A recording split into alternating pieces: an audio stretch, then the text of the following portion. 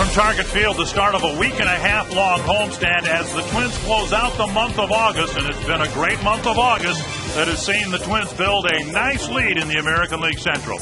And here we are at the beginning of this homestand, along with Bert Blylev, and I'm Dick Bramer. If you want to look at a turning point for both the Twins and their opponent tonight, the Detroit Tigers, you might want to look back to the game right before the All-Star break. Yeah, that being Sunday, July 11th. Well, the Twins were 4 games behind the Tigers going into that ball game. It was Carl Pavano who beat the Tigers that afternoon 6-3. And since that time, the Twins are 30-14. The Tigers are 17-29. And now the Twins are the ones that are in first place. They're the ones with a 4-game lead over the Chicago White Sox and 10 ahead of the Tigers. Last time the Twins played at home, they had a really good homestand, a 7-2 homestand. They'd like something similar to build the lead even further in the American League Central. We'll come back with the first pitch of Game 1 against Miguel Cabrera and the Tigers in just a moment.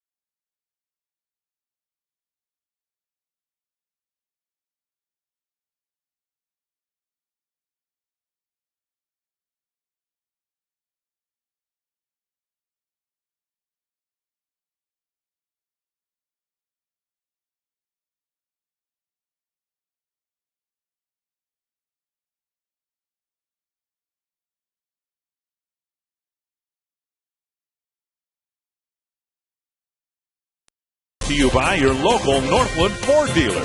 Visit your local Northland Ford dealer or go to northlandford.com. By Menards. Save big money on all your home improvement needs at Menards. By GMC. We are professional grade. And by Budweiser. With full flavor and a crisp, clean finish. It's what we do. Twins open a 9-game homestand tonight against the Tigers. The Twins have won 11 of their last 13 at Target Field. I'm Anthony LaPanta. Welcome back inside the ballpark. High school football season kicks off all across the state Thursday night. And we kick off an exciting new project here at Fox Sports North. The Fox Sports Prep Zone at 4 of those spots on Thursday with live web streaming of those football games. One of those sites is Minnetonka, where Marnie Gellner joins us live via Skype. Hey, Anthony, yes, we will be here and 3 other spots on Thursday with live streaming games at foxsportsnorth.com. And this is prep coverage like we've never seen in our area with some groundbreaking technology I'll show you in just a moment. But in addition to games, we also have a half-hour weekly show. Anthony will host that on Fox Sports North Prep Zone, bringing you previews of the big games and interviews with coaches. And on our website, you can find these games. Anywhere you can take your laptop and log on to the internet, you can see high school football games. 4 of them this Thursday, and then every Friday throughout the high school football season. Thursdays in the winter during the hockey season.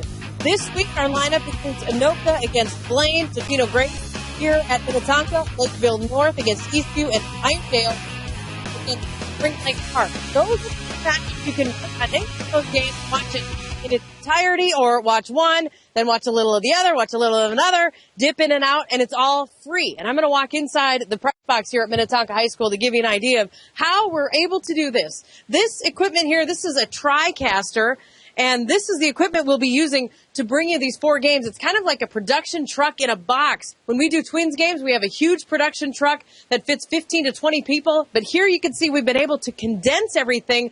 But with this equipment, you'll still get the score on your screen. You'll get all the graphics. You'll get replays. We'll have announcers. You'll see everything you'd want to see when you're watching a football broadcast. And this will be 4 games on Thursday and then every Friday throughout the high school football season. FoxSportsNorth.com. 4 games coming up for you to kick it all off on Thursday. And as soon as the game is over, it's immediately archived. So if you're at a game, one of the ones that we are broadcasting live on the web, you can get home and watch the game in its entirety, or find a play that you wanted to see again, something that you missed, another game from earlier that night. If it's one of the 4 games that we're streaming that night, you can see it as you get home. So it's groundbreaking technology, something new, something exciting here in the area for prep sports, and a prep sports fan like yourself, Anthony. It's an exciting way to watch high school football. It starts 48 hours from now, Thursday night. FoxSportsNorth.com. Click on the Prep Zone link. First pitch at Target Field next.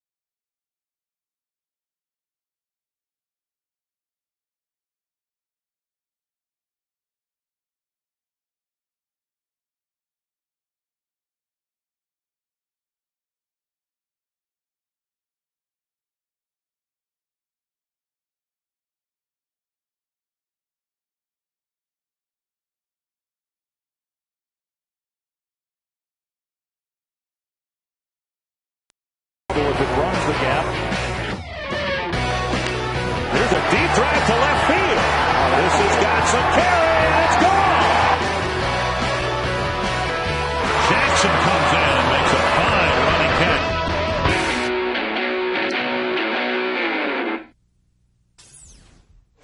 Brian Dunsing taking the mound, the first of 3 with the Detroit Tigers, and the Twins have 3 with Texas, 3 with Kansas City. And let's take a look at the Menards Batting order for manager Jim Leland. Austin Jackson, very likely the Rookie of the Year, leading things off for Detroit. Another rookie, Will Rhymes. Ryan Rayburn hitting third. Miguel Cabrera with MVP-type numbers against the league and the Twins. Johnny Peralta, Brandon Inge, Johnny Damon, Casper Wells, and Alex Avila. And the Chief scouting report on Brian Dunsing, making his 8th start, his 47th appearance this year. This will be his 3rd career start against the Tigers. Made 2 of them last year. This guy has been a solid starter. He pitches to the corners, not overpowering stuff. This young man knows how to pitch. And Dunsing starts him with a strike. Fastball right there at 90 miles an hour. Again, he's not going to blow you away with a 94, 95 mile an hour fastball. He's going to work the corners. Good changeup right there, just missing. 1-1. Dunsing looking for win number 8 on the season.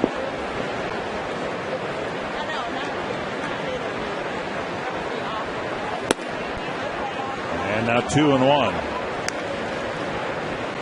Jackson, one of 4 rookies starting these days for the Detroit Tigers. Yeah, you mentioned, Dick. I mean, this guy probably in the front runner for the American League Rookie of the Year, having a great year.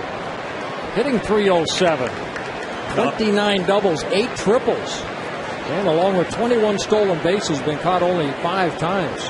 Good leadoff hitter. Broadcasters don't have a vote, but last week we were in Texas, and the people there are convinced that Neftali Feliz is going to win the Rookie of the Year. Closer, outstanding closer for a team that's been in first place almost all year long. Chopper left side. Hardy has it. Kadire can't hang on to it. A high tag. And now Kadire may tag Jackson here at first base. And he's safe. Jackson did turn inside, but with no intent to run towards second base. So it'll be an error to start the game. Yeah, J.J. Hardy making his 7th error of the year. You see the throw, and Kadire had it for a second, but right off the tip of his glove. And once he made contact with Jackson in the back, the ball fell out. Angel Hernandez, the first base umpire, saying that he did not attempt to go to second. So Will Rhymes will hit. There's Angel Hernandez, and through that entire play, after Kadire dropped the ball, he looked at Jackson to see if he was going to so much as shake his shoulders towards second base. He did not. And there's ball 1 now to Will Rhymes. Yeah, Rhymes, 27 years old. This is his 2nd stint with the Tigers this year. Guy 5'9", about 155 pounds. They say he's a scrapper. Off to a pretty good start. 1-0 to Rhymes. Jackson, very good speed at first. Bunted in the air, and that's going to be a tough play, and it'll be a base hit. So a rough start for the Twins, an error, and then a bunt that no one could make a play on. First and second, nobody out. That's a bunt right there. Once it got past Dunsing, he has to go to the bag. He kind of hesitated a little bit, and by that time, Rhymes, it's an infield bunt hit. We've seen Liriano do the same thing. Left-handers have a tendency to fall toward third base, and you can see the bunt push past. Now Dunsing needs to keep going to the bag, and I think he knew exactly what he did wrong. Don't know if he would have been able to beat Rhymes to the bag or not, but once that ball's by you, get the first base bag. Here's Ryan Rayburn, and Dunsing would love to hit a ground ball hit at somebody, another one, and maybe help himself get out of the jam. Here's a pitch low, ball 1.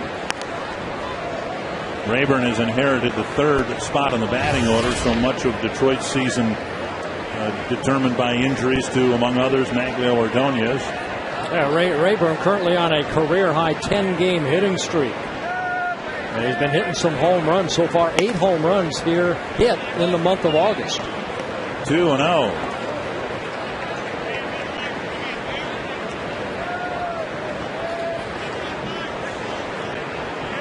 This is the 13th game between the Tigers and the Twins. Twins have the advantage 7-5 over the Tigers.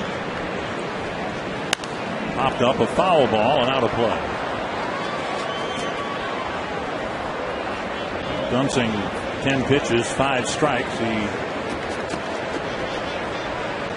It's the first inning, Dick, that has kind of given Dunsing problems. 9 of the 14 earned runs he's allowed as a starter have come in the first inning. In his last start in Texas, gave up a 2-run home run in the first to Josh Hamilton. Another home run later by Vladimir Guerrero. Not a bad move right there because, again, Jackson, very good speed at second with 21 stolen bases. At least show that runner that you can do that, spin around, and you don't have to throw.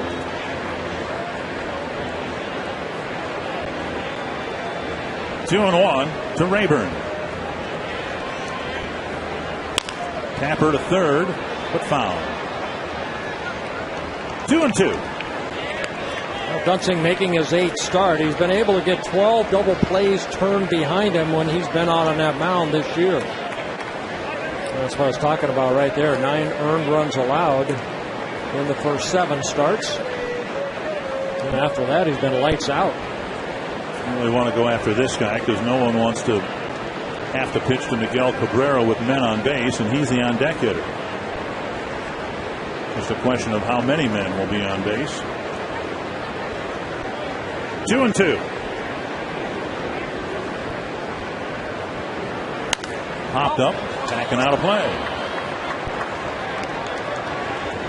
Rayburn in his 5th season with the Tigers.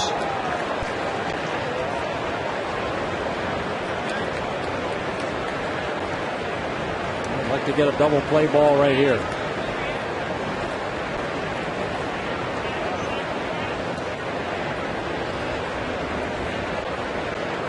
Two and two to Ryan Rayburn. And a foul back. 2 previous pitches, fastball inside that Rayburn fouled off, then he went away and Rayburn fouled that one off too.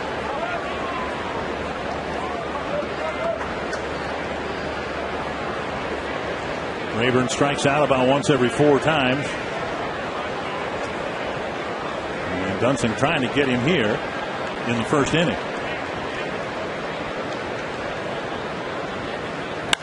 Fly ball, right center field.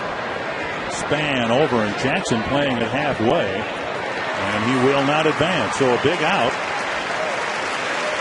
with Jackson playing it off the base. He's stuck at second base, 1 away. Here's the Northland Ford defense for the Twins. Jason Retko getting the start for Delman Young on left. Span and Kubel the other outfielders. Valencia, Hardy, Hudson, Kadair around the infield, and Joe Mauer behind the plate. Any chance for Austin Jackson to advance to third on that ball? I don't think so. That ball I don't think was deep enough. I think Span did a great job of circling behind that ball to set that up. And, you know, when you've got this guy right here up, Miguel Cabrera, you don't want to take any chances. I think Jackson can score on a double anyway. Huh? Miguel Cabrera having a monstrous season for the Tigers. Up the middle. Hudson flips to Hardy. Just barely got the force at second base. Good play by Hudson fielding it. And Hardy had to look one way and feel for the bag with his feet the other way. That's a tough play right there for a shortstop. And, you know, Orlando Hudson, this ball looked like it went right through the wickets of the pitcher, Dunsing. And the mound actually slowed that down a little bit. And you can see just that touch by Hardy, able to get the force out of Rhymes at second base. Got to catch it and then hopefully find the bag or be near it. He just got that foot on the bag. Good call by second base umpire Dan Bellino. So now 2 are gone, 2 are on, and here is Johnny Peralta. Tigers were still in the race. They lost Brandon Inge for what they thought would be a month and a half.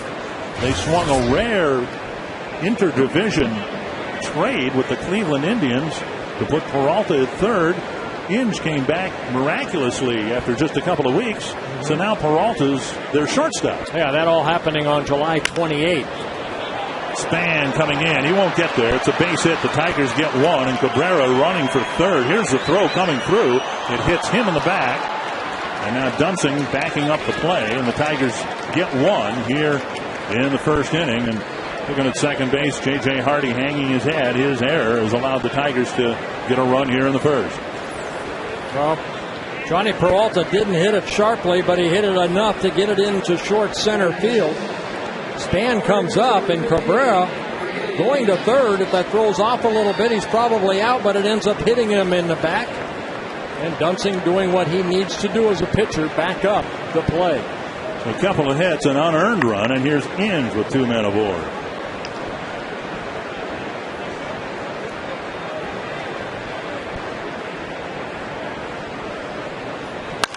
Sliced foul.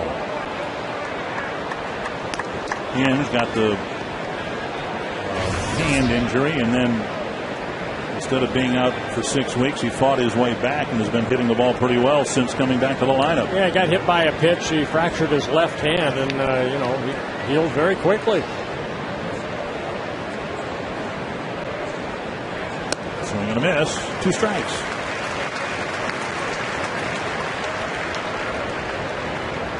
Dunsing has had to work up a little bit of a lather here in this first inning. It hasn't been a real tidy first inning. But if he can get Inge and get out of it with just 1 run allowed. Small victory here in the first inning for Brian Dunsing.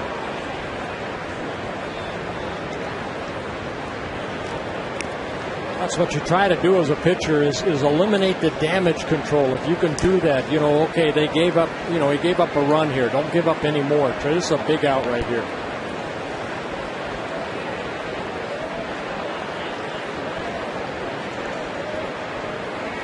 High and tight, 1-2.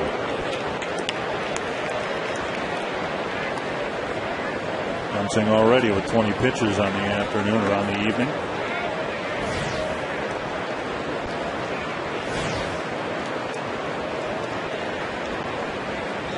One and 2 to Brandon Inge. And that's a base hit. It'll score another run. 2-0 Detroit. So Inge behind in the count lines a sharp single to center. And Cabrera, who ran to third on the Peralta single, scores, and it's 2-0. Yeah, Peralta drove in his 62nd run of the year, and Brandon Inge right there getting a pitch away and lining it right up the middle, picking up his 54th RBI. A good start for the Tigers, and Rick Anderson coming to the mound here in the first inning. A quick trip to the mound by the Twins pitching coach.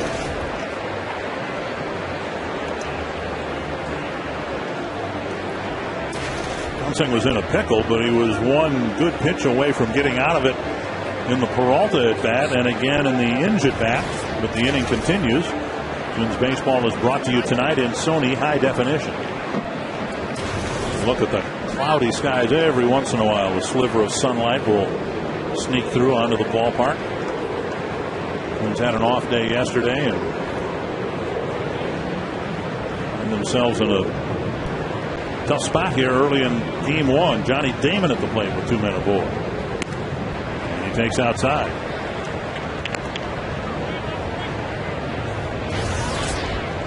Damon having a good year, a decent year in his first year with Detroit. A little dribbler up the line, foul. 1-1.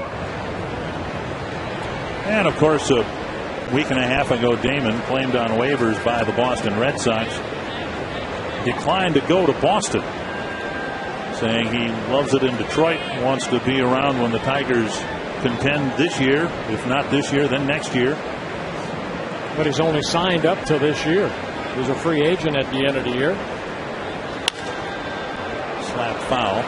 The consensus is his chances of coming back to Detroit next year aren't very good. And also the consensus is he didn't feel like he was treated properly by the Red Sox in his departure from Boston to New York, and really didn't want to face that music again. There's Jim Leyland right there in his 5th season as manager of the Tigers. 25th pitch of the first inning for Brian Dunsing. 1-2 to Johnny Damon. To center field. Playable for Span. And along top of the first sees the Tigers get a couple of unearned runs in the first inning.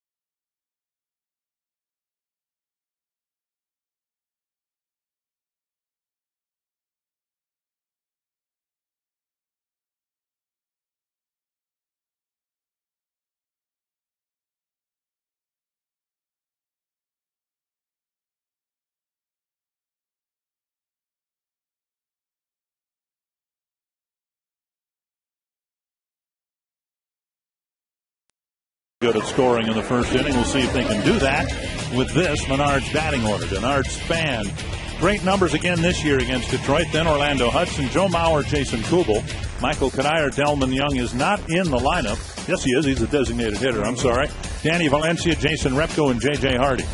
And the Dodge-Trans Scout report on Armando Galarraga making his 18th start, his 19th appearance, his second start this season against the Twins. He faced the Twins here in Minnesota earlier this year. He has struggled in his career against the Twins, just 1-6 in 8 starts, 10 appearances with a 6.14 earned run average. He's a pitcher that relies on a good moving, sinking fastball and a slide. Denard Span has absolutely owned Armando Galarraga. He's gotten 6 straight hits against Galarraga, including a couple of triples. And there's strike one. Span, last time he faced Galarraga, got 2 triples against Galarraga and another one against the Tiger bullpen. 3 triples in one game. Yeah, that coming back on June 29th here at Target Field. Twins ended up winning that ball game 11-4. Nick Blackburn got the win against Galarraga. 1-1 to Span. Got it in the air, back and into the seats. Denard's tried to do more and more of that, but not with any success at all. Popped the ball up a couple of times. 1-2.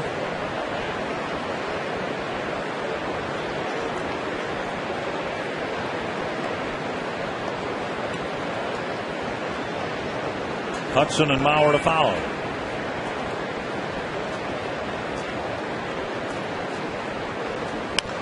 And sliced foul over the Tiger dugout. Well, Galarraga, of course, the pitcher that had that perfect game going on June 2nd with 2 outs in the 9th inning, and then the controversial infield base hit by Jason Donald of the Cleveland Indians.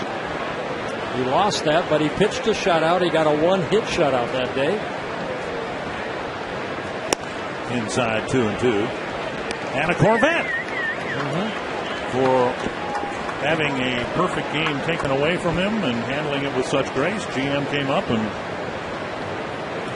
gave him a new Corvette. That class act. Class act by the Tigers. That is a class act by Galarraga. And Jim Joyce, the umpire, their exchange the next day. I think everybody saw Jim Joyce break down because he knew that after he saw the replay and everything that he missed the call. Took the perfect game away from Galarraga. You can see the clearing skies to the west of Target Field, splashing downtown Minneapolis with some sunshine. 3-2 to Span. Well, this is the 7th pitch right here in this at-bat. What a leadoff hitter wants that pitcher to do. Well, let's make it 8. Span waits for one and fires one into the upper deck here on the right field line.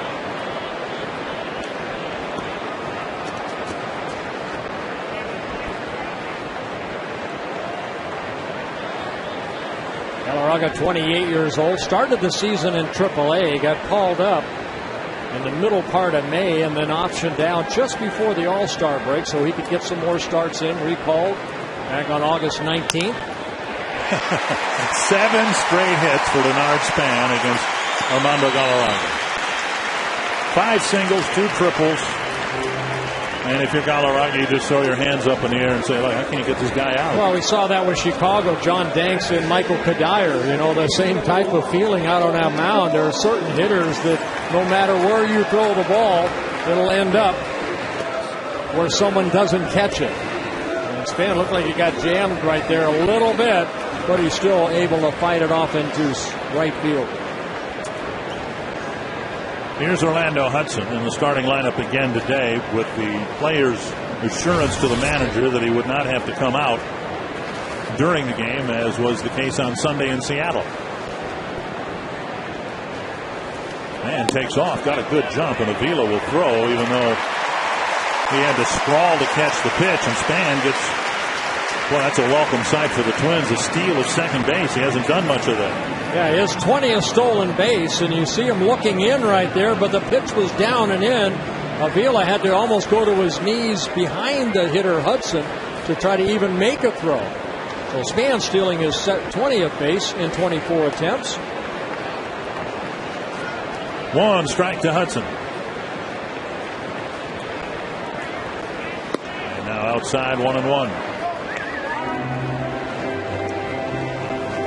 So Galarraga having to pitch out of a first inning situation.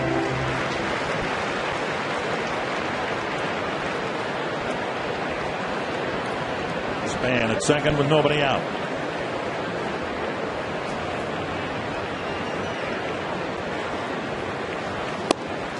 Inside 2-1.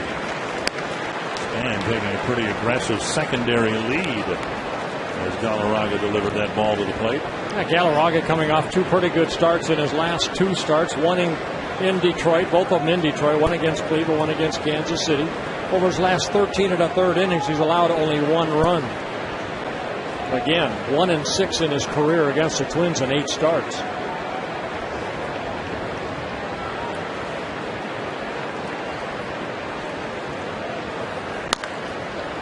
And foul between Jerry White and the line.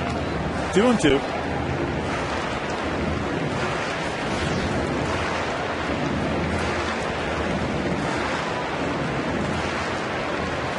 Hudson with a jammed ankle, a locked ankle, suffered in the game Saturday in Seattle. Yeah, it's already saying that the trainers found the key to unlock that ankle so he could play Sunday.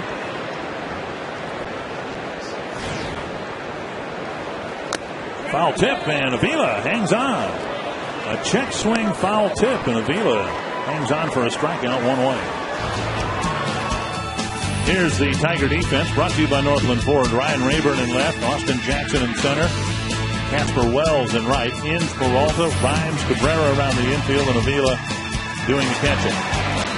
That's one thing over the last couple starts that Galarraga's been able to do is pick up some strikeouts. Last year he averaged over 6 strikeouts per 9 innings. This year, before those last 2 starts, averaged about 4 strikeouts. But over the last 2 starts, 12 strikeouts in 13 and a third innings. And he got a big one right there of Orlando Hudson. And Mauer takes strike one.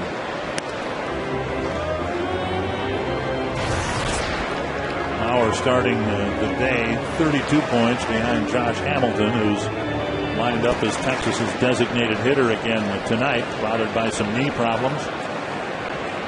Yeah, Joe, very good numbers against Galarraga. 9 hits and 20 at-bats with a couple home runs. It drifts outside, 1-1.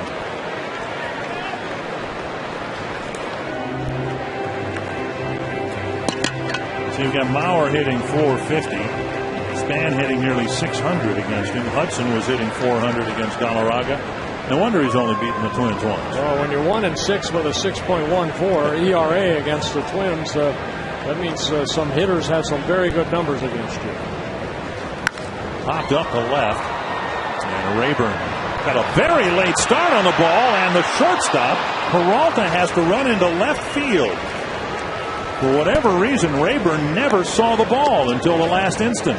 Yeah, a lot of times, this time of the evening, it's hard to pick up that ball, and Peralta does a great job. A lot of times you'll see shortstops say, well, that's a ball for the left fielder.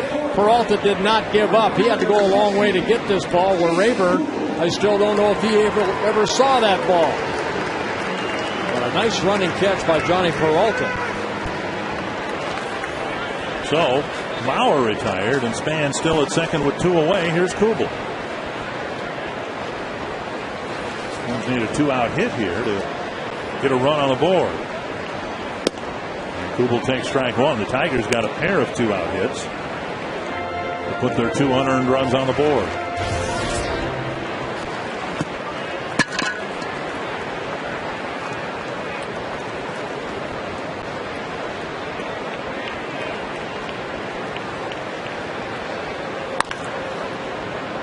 And a foul. 2 strikes to Kubel. Kubel with 81 RBIs on the year, second on the team behind Delman Young with 91. And Kubel 5 for 19 lifetime against Galarraga with a home run.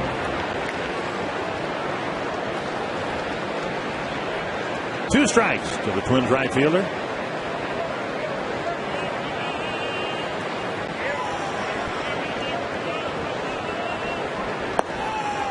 down low, 1-2. Changeup right there. Galarraga, good fastball, not overpowering. He'll get as high as 93, 94, but very sharp slider, and then the changeup.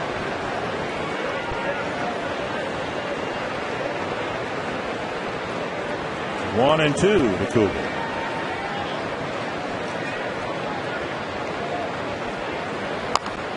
That's nubbed in front of the plate, and Avila has an easy play to retire Cougar and the Twins. Leadoff single for Span, a stolen base, but he's left at second. 2-0 Detroit.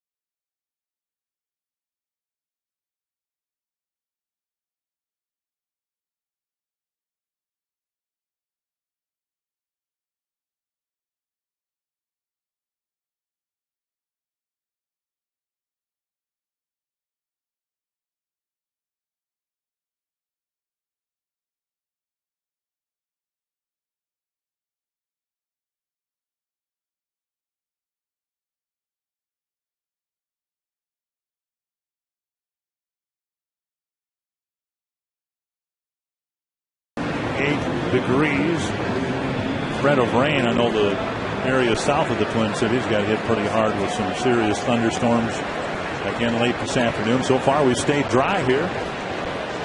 Yeah, Twins have been very, very fortunate throughout the whole season as far as bad weather. Another great crowd. Here's Casper Wells drilling the first pitch into right center field. That's going to run all the way to the warning track and to the wall. Wells can run a little bit, and he's going to hold up at second. So the Tigers, who jumped on the Twins, took advantage of an error and scored a couple of runs in the first. Now get the leadoff hitter Wells at second base after the first pitch. Well, you mentioned Jim Leyland giving some youngsters an opportunity to get some at-bats, and some of these guys like Rhines and Wells have taken advantage of it. The ball, he jumped on that first fastball. Wells with his fourth double of the year in his second stint with the Tigers. Alex Avila, the hitter. Avila was up for a while last year, but he, again, is one of four rookies the Tigers are playing in the lineup tonight and on a somewhat regular basis. See what the number 9 hitter can do to advance Wells from second base. Squares to bunt, takes ball one. Avila has one sacrifice on the year. Looking down at third base coach Gene Lamont. There's Gene Lamont. Tom Brookins, the first base coach for Jim Leyland. And Avila again waiting for a good pitch to bunt, takes ball two. Pretty good pitch right here. Joe West earlier this year said he wants games to speed up. Well, call strikes. Joe West, the crew chief. 2-0 to Avila. He's given a swing here. A favorable count. Dunson delivers a strike, 2-1. While the Twins are playing the Tigers, the White Sox and Indians are playing in Cleveland. No score, top of the 7th inning. Justin Masterson going against Edwin Jackson. White Sox won last night 10-6, having to play 11 innings. Bobby Jenks blew a 3-run lead in the 9th for the White Sox. 3-1. And in case you're wondering, Manny Ramirez is property of the White Sox, but he's not in the lineup for Ozzie Guillen in tonight's game. 30 pitches for Dunsing, and he's got a 3-1 count with the number 9 hitter. There's Brian Fuentes, one of the two Twins bullpen pickups on the last road trip. Tap foul, 3-2. So Avila asked a bunt, but he took ball 1 and ball 2, and Jim Leland let him swing away. And so far, Wells is still at second, and now Avila's up there with 2 strikes.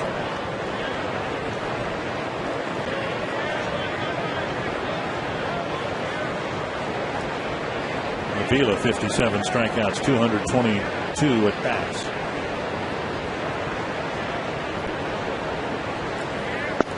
Missed, and he walked the number 9 back. So again, first and second, nobody out, and Dunsing's got a pitch around this situation. Second Mercury key stat, and Dunsing again this year has responded well to being a starting pitcher. Well, when he was put into that rotation last year in late August, he responded with a 5-1 record. This year, put into the rotation the latter part of July, and he's 4-1. Very good ERA, compatible to last year. And Dunsing making his 17th career start. He's done a good job in his first 8 starts so far this year. 7 starts. He's walked only 7. Austin Jackson has dropped down only 1 sacrifice bunt this year. And he will go to Gene Lamont and make sure he didn't miss a sign there. Jackson leads the league in striking out. He struck out 137 times. Gotta love guys like Jackson. I do. Dunsing falling behind him now 1-0.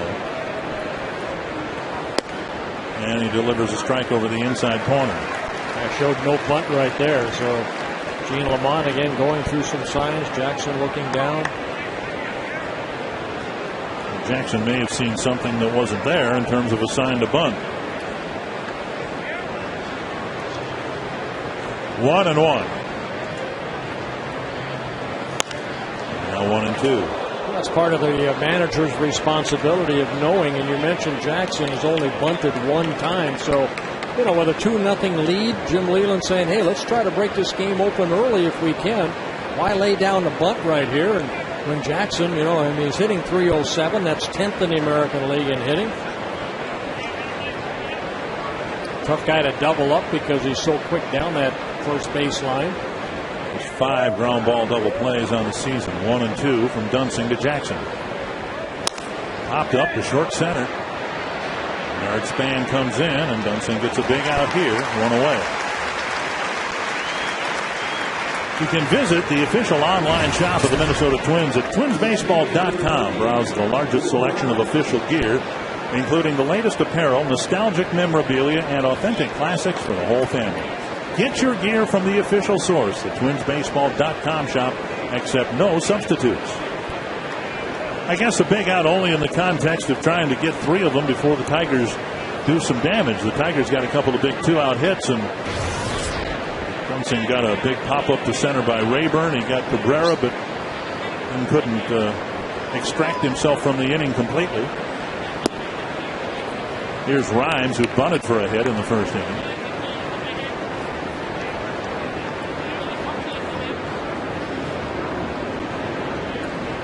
Rhymes, pretty good defensive player, they say, at second base. And obviously hitting well enough, over 300 on the season.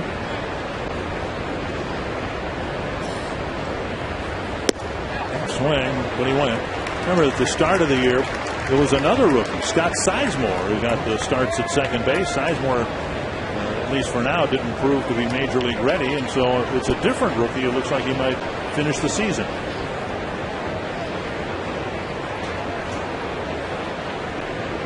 One and one.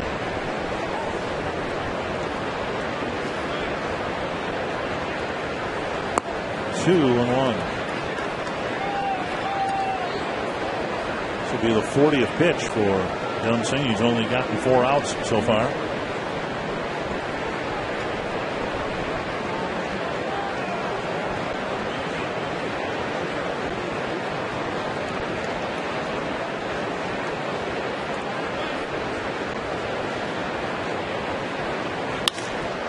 to Valencia, to Hudson. And Kadire can't dig out the low throw. Another poor throw.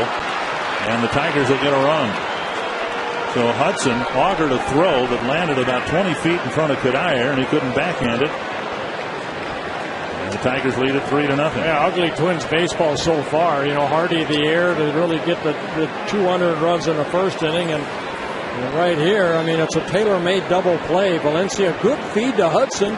He has plenty of time to make a good throw, but throws it right in front of Kadire. And Kadire getting it off the glove, unable to get it. Allows Casper Wells to score.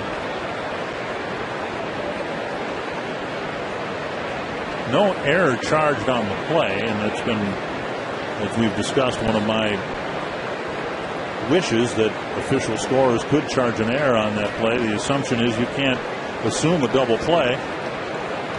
And now they've charged an error, but right. To allow Wells to score. Okay, very good. That's what that was going to be my question. Then how does Wells come in without an error?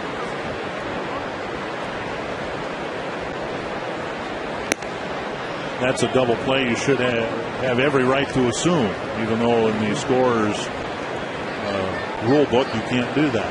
1-0 to Ryan Rayburn.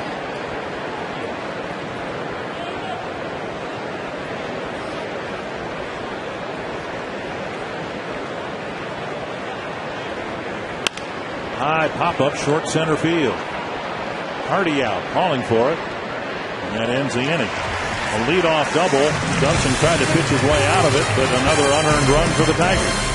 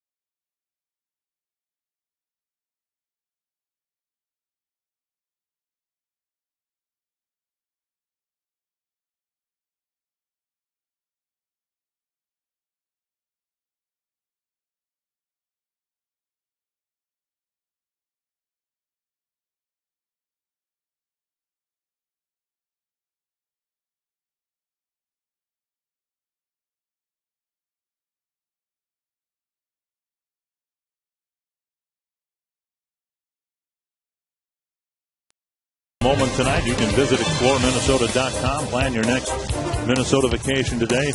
Leech Lake, the third largest lake in Minnesota. Great fishing, great walleye fishing up there, large and smallmouth bass, muskie fishing, and in the wintertime. And Bert, this is something I think you need to do. In the wintertime, in early February, they've got the Eel Pout Festival up there on Leech Lake in Walker. Okay. I think early February I'll be out on the golf course somewhere. Up and in, first pitch to Michael Kadire. You can golf in Florida 12 months out of the year, but you're missing one of the great thrills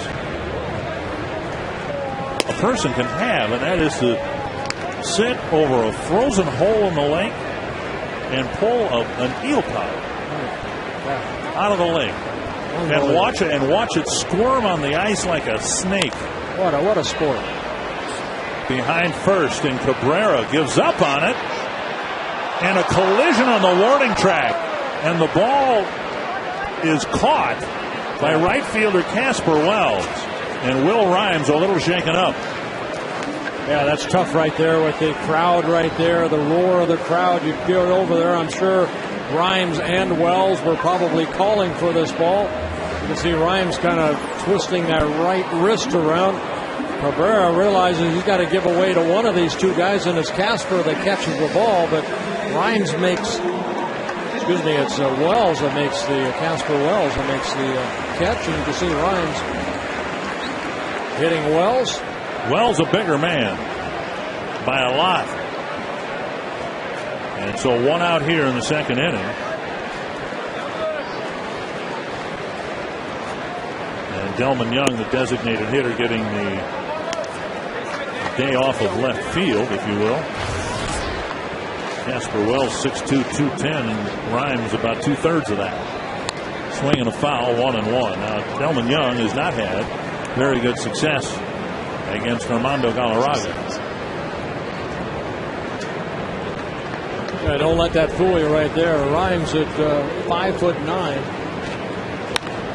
Squirted to the right side, and Cabrera goes to the bag, out number 2. Boy, Smalley, that's a tough play, for a middle infielder to go, but the right fielder and all the noise factor. It really is a tough play, guys, and what happens there is the second baseman, Rhymes, really is only thinking about Cabrera. He is responsible for saving Cabrera from having to make an over-the-shoulder catch, so he's going after that ball and listening for the outfielder, but he's thinking he has to catch it. The outfielder called it late, and that's why, and Rhymes was about to make the catch before Cabrera, and that's why they had that little collision there. The outfielder just called it real late. 2 outs, and here's Danny Valencia.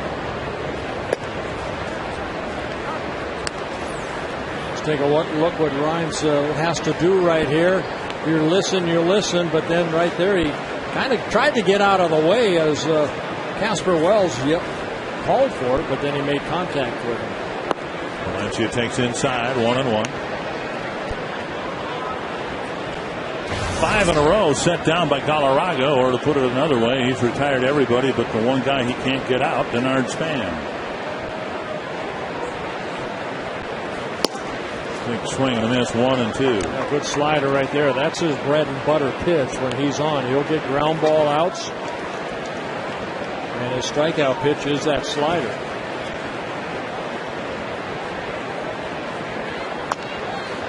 Tap foul. You hope that the Twins' approach is the same, even though the score has changed from the first pitch, 3-0. Galarraga, the type of guy that can just tease you off the plate, and if you're overeager at the plate, you can find yourself really getting handcuffed by this guy.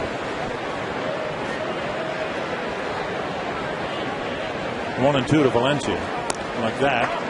Although that's to the backstop, but one of those guys that unless you force him to throw it over the plate, he won't throw it over the plate. Galarraga looked like he dropped down on that pitch right there, more side on. Shelley Duncan's homered for the Indians. It's 1-0 Cleveland, top of the 8th inning. 2-2 to Valencia. Driven deep to left. Hard off the wall. Valencia will dig for second. Here's a strong throw from Rayburn. Safe, and if Rhymes had held on to the ball, they may have thrown Valencia out. What a throw by Rayburn in left field. Oh, what a great way of playing that angle right there. Rayburn realized he could not get to it. He's hoping that he could play the carom properly, and he did. The breaking ball just like it hung right there for Valencia. And with 2 outs, of course, Valencia thinking double the whole way. Rayburn playing the carom, and that little hesitation. Now, you see the ball short hops Rhymes. But Valencia with a 2-out double. Tigers have scored their runs with 2-out at bats. Here's Repko at the plate.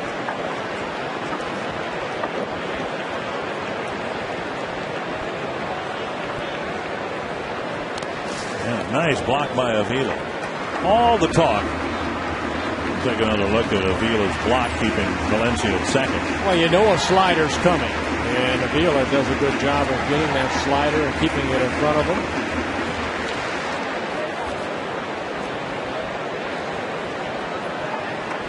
One and 0 to Repko, trying to get Valencia in from second. The Twins left Span there in the first inning.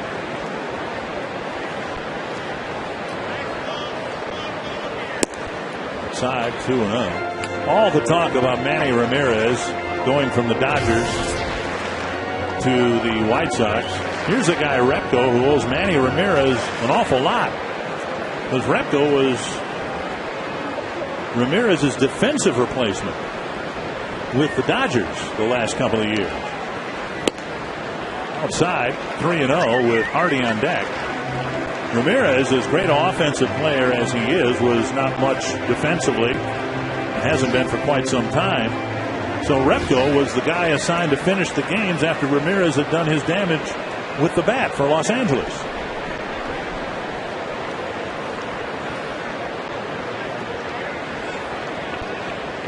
And Repko takes one down the middle, 3-1. So I asked Repko, his thoughts about Ramirez, and he said, you know what, 2 years ago when he came over to the Dodgers, he was exactly what the Dodger clubhouse needed. He loosened everybody up and got them to just play baseball and have fun.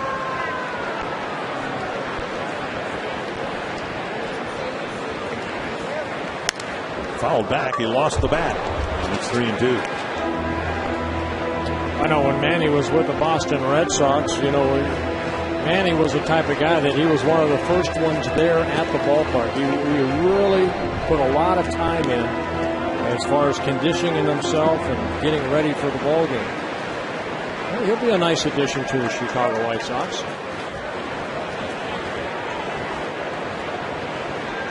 Full count to Repko. But he won't play much defense there. He'll probably just be the designated hitter.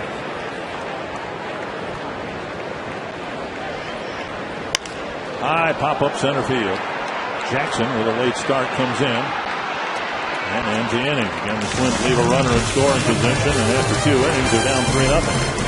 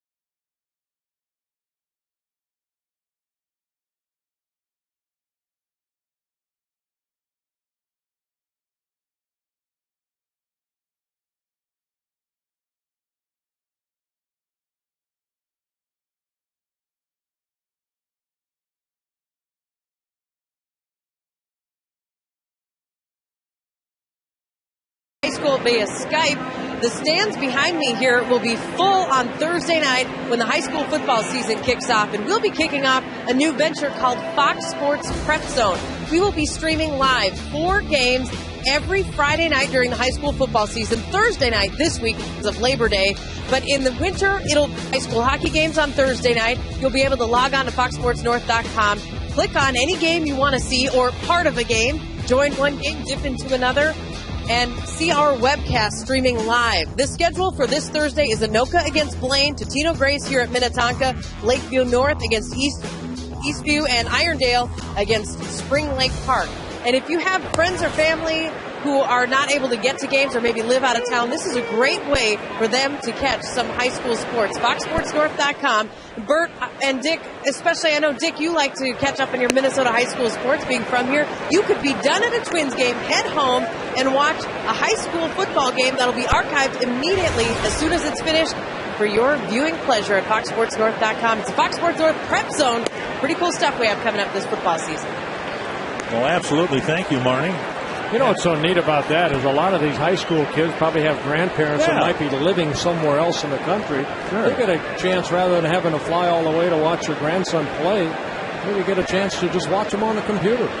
Pretty neat thing. You got a grandparent living in Schenectady, New York. They can actually follow the team's exploits on that's why they call it the World Wide Web. You can get it anywhere in the world. 2-2 here to Miguel Cabrera leading off the third inning, and Dunsing would love to pitch from the full windup for a while. Each leadoff man he's faced has reached and scored. Ooh, close pitch, and it's a full count to Cabrera. Yeah, I think Dunsing, both these pitchers have made through some pretty good pitches, but very tight strike zone, it looks like, from Joe West.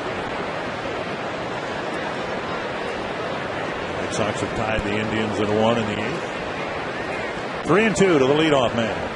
And a swing and a miss. Cabrera is gone on strike. And Dunsing picks up his first strikeout. Well, 3-2 pitch from Dunsing. Eagles with that hard breaking ball, flipping the outer half of the plate. So 1 gone, and that'll bring up Peralta, who drove in a Tiger run, the first run, with a 2-out single, little flare into center field. He has an expensive option for next year, but an option that the Tigers might be inclined to pick up. He's had an impact in Detroit's lineup. Just 13 home runs on the season, but 6 of them for the Tigers. He had just 7 for the Indians.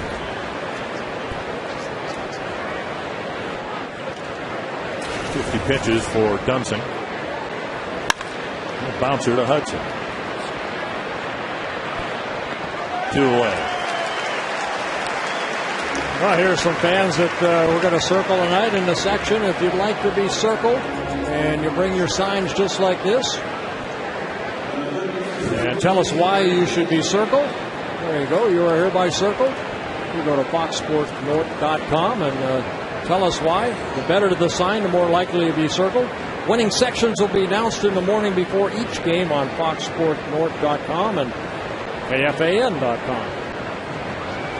It's interesting. They could change the name of Mower County and only have to change the spelling, because that's how you pronounce that, M-O-W-E-R. You could just simply change the spelling if you wanted to.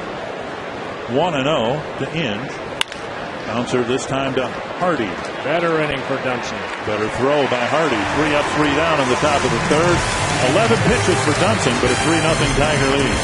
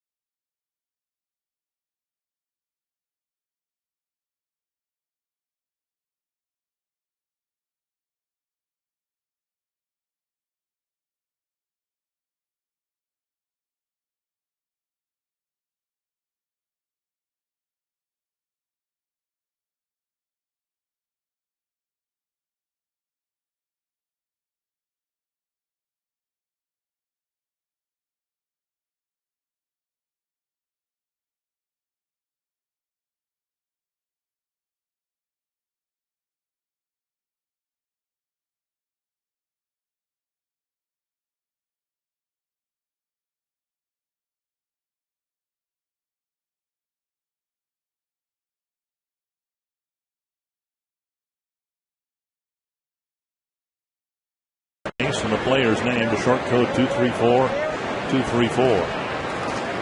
And Dunsing right now at 37%. He's retired 6 men in a row, but he finds himself behind 3-0. Here's J.J. Hardy for the Twins. And there's strike one from Armando Galarraga.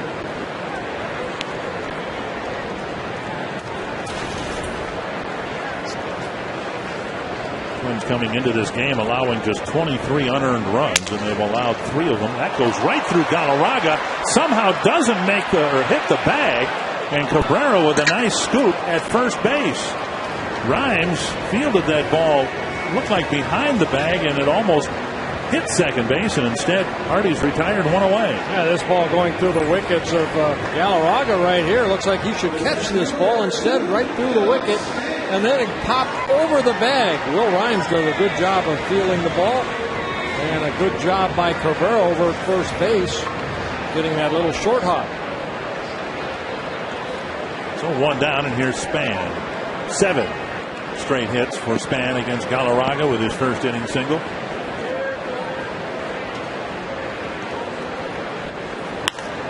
He slaps it the other way, slicing away from Rayburn and off his glove, and Rayburn spills into the crowd and comes away limping just a little bit. Great effort by Ryan Rayburn. Yeah, that wall down there about 3 foot tall, and Rayburn, great effort. Wow. You think about the knee that might have jammed into that short wall. Watch Rayburn full speed, and then that wall just stops him.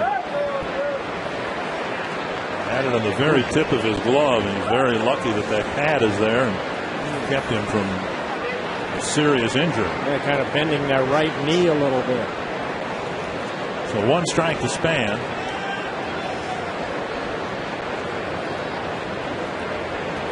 Span singled, stole second, but was left there. He was at second with nobody out, and the Twins couldn't budge him from second base.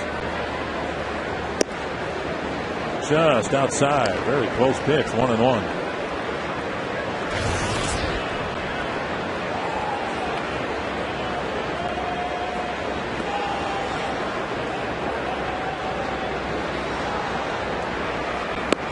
There's the outside corner. 1-2.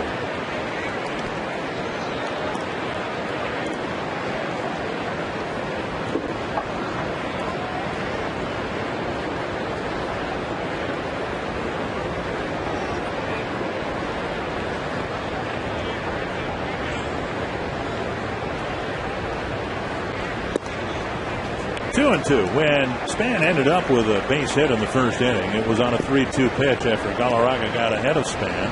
0-2.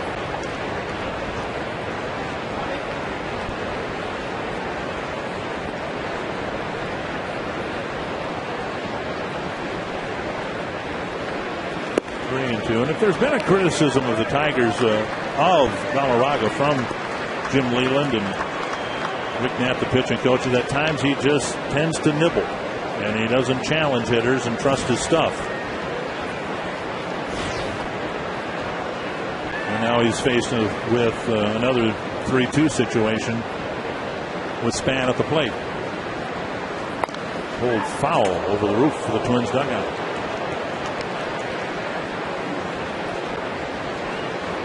Galarraga, originally signed by the Expos back in 1998, came up through the big leagues with the Rangers. Played in only 3 ball games for the Rangers in 2007, and then traded over to the Tigers over the winter of 2008. Another 3-2 to Span, and a fly ball lifted to left. Rayburn retreats. And that breaks a 7-for-7 string for Span against Galarraga, and Galarraga applauds into his glove and a little smile at Span as he comes by. Roy Smalley down by the Twins dugout. Galarraga, one of those guys that you've really got to discipline yourself as a hitter, don't you? Yeah, you really do, Dick. You make a very good point about him wanting to nibble, and the Twins need to. The Twins hitters need to be patient and get a ball that they can hit. But the other thing about him, the approach about him, is his good stuff is rarely in the middle of the plate. He doesn't throw hard enough, as Bert said, to throw the ball by you. So he relies on sinker and a little slider. He'll try to backdoor the slider like that. He'll try to throw the slider down and in the left-handers. And you really have to make him be in the middle of the plate and up in the zone, because his sinker doesn't sink as much and the slider's not as active up there. And now Hudson rifles a 2-out base hit to right field. Yeah, 2 straight pitches right there at 82 miles an hour. Galarraga just saying, okay, I'll get strike 1, just throw it nice and easy. He tried it again. This time Hudson, you see the location too much of the plate. Hudson lines it into right field. That's where, as a pitcher like a Galarraga or anybody, you want to change speeds a little bit. Both those pitches, 82, and the hitters, they'll catch up to you if you're always trying to nibble a little bit. Here's Mauer, hit a fly ball to left his first time up. Twins with 1 hit in each of the first 3 innings. And now Mauer takes a strike on the inside corner.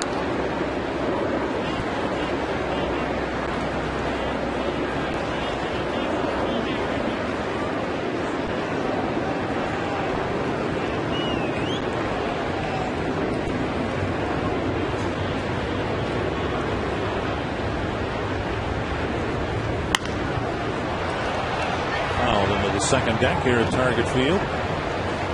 2 strikes.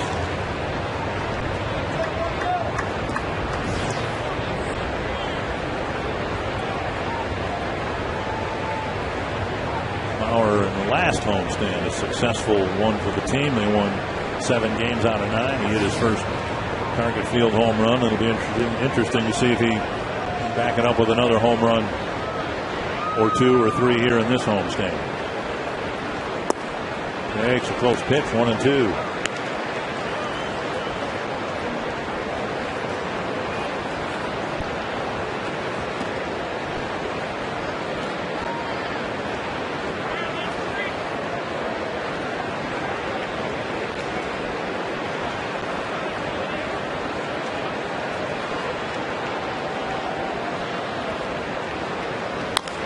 A little dribble right side. Galarraga can't make the play, but Rhymes does. The Twins get another 2-out hit. Can't do anything with it. It's 3-0.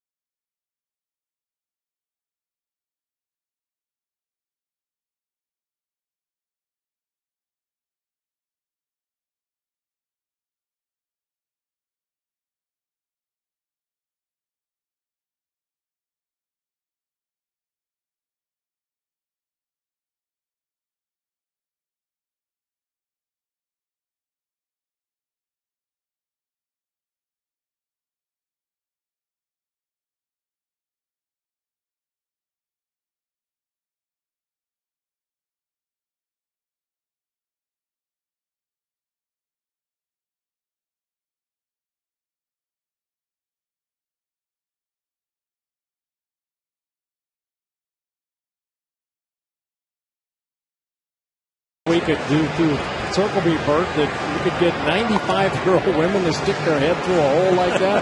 Unbelievable. Happy birthday, young lady. Grand Casino story of the game so far. 3 unearned runs allowed by the Twins. And to his credit, Dunsing has retired 6 men in a row here. Second time through the Detroit batting order.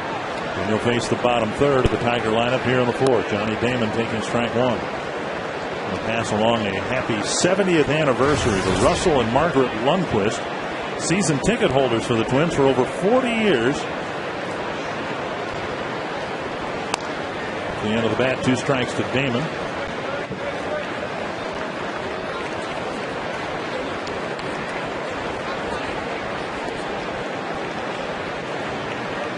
Two strikes to the leadoff man here in the 4th.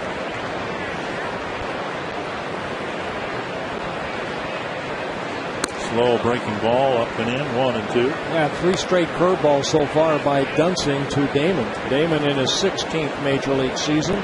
His first season with the Tigers.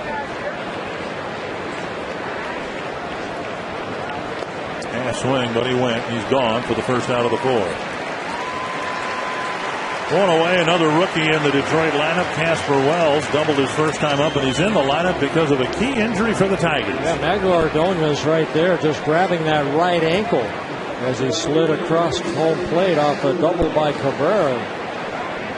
They thought that ankle was going to heal quickly, but they ended up having to have surgery on that right ankle when it did not heal the proper way. Well, he will be gone the rest of the year and probably no longer a Detroit Tiger. They said the break was diagonally rather than straight across, and so it's a tougher heel. Strike 1 to Wells. We talked in the open about the pivotal point in both teams' seasons, with the Tigers winning the first couple games in Detroit and going into the All-Star break. They had a chance to sweep the Twins. Carl Pavano pitched one of several key games for the Twins in the first half of the year. And boy, from that point forward, the Twins have been very good, and the Tigers have not been good at all. Driven to center, Span retreating, turning around this way and that, and it's over his head. It'll be another extra base hit for Wells, and he's in with his second double of the game. Kennard nearly screwed himself into the ground out there. You know, you don't like to see guys like Ordonez, who are great for the game of baseball because he's a great hitter, but it does open up the door for other young men to try to succeed at the major league level. Casper Wells, you can see Span definitely got turned around right there. The ball hit behind him. You got to look over your other shoulder. You see once he does that, he goes, uh-oh, I'm in trouble. Almost falls. Cannot get the ball, so Wells back-to-back doubles. And now Avila, who ended up walking his first time up, comes up with a man at second and one away.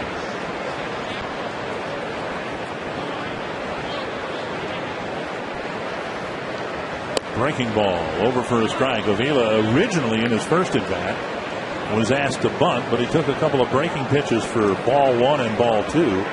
Ended up swinging away, filling the count, and then on a 3-2 pitch, drew a walk. The only walk issued by Dunsing so far.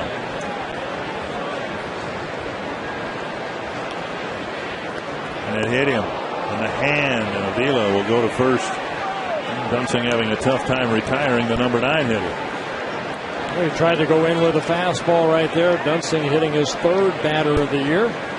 Dunsing, a guy that tried to work both sides of the plate, but the ball just running in on Avila. Got him in the elbow.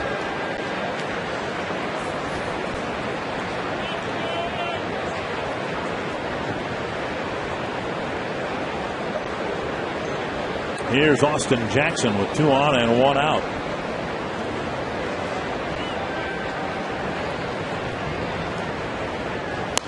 Fouled away. Last night in the White Sox win over Cleveland, Gordon Beckham got hit in the hand. And they took him to a Cleveland hospital for x-rays, and some technician, some intern, somebody came out and said to Beckham, "I'm sorry, it's broken." "Ah, just kidding."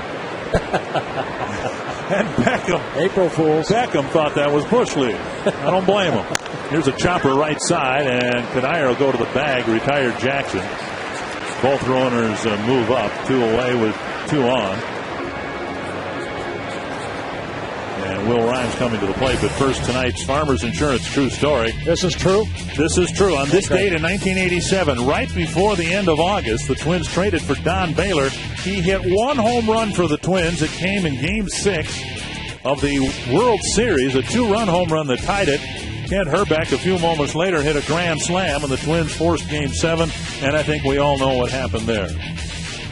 But again, not just in 87, but in this year, too, teams have to acquire a player before midnight tonight, or they are ineligible for postseason rosters. Second and third, and Rhymes chops it to short. Dunsing wisely lets it go to the shortstop, and that'll end the inning. And the Tigers strand a couple in scoring position. Bottom of the 4th coming up. It's 3-0 Detroit.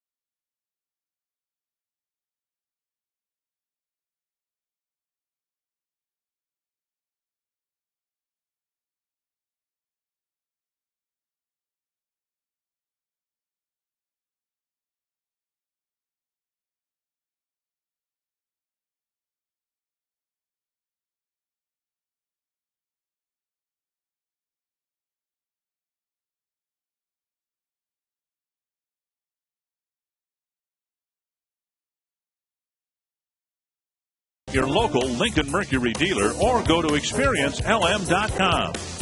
And by AT&T. Find out what's possible with the nation's fastest mobile broadband network. AT&T. Rethink possible. 3-0 Detroit. 3 unearned runs in the first couple innings. Jason Kubel leading off the fourth for the Twins. Then Michael Kadire and Delman Young facing Armando Galarraga. Kubel, his first time up, hit a little number in front of the plate. Avila threw him out. The Twins left span at second base. High and tight. 2-0. Twins with a hit in each of the first 3 innings. They've left 2 men in scoring position. Haven't broken through yet against Galarraga.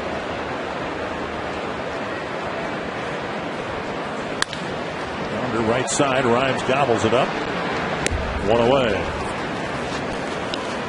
Well, it's our great pleasure to introduce Pat Brownhausen from Easton, Minnesota. You're in the Army. Yes, sir. You were stationed over in Iraq. Yep. And you're just back for a couple weeks. Yeah, I went over to Iraq over in March. I got deployed for supposed to be 12 months. Hold on, 2 weeks of leave right now, and I go back for about 6 months. So.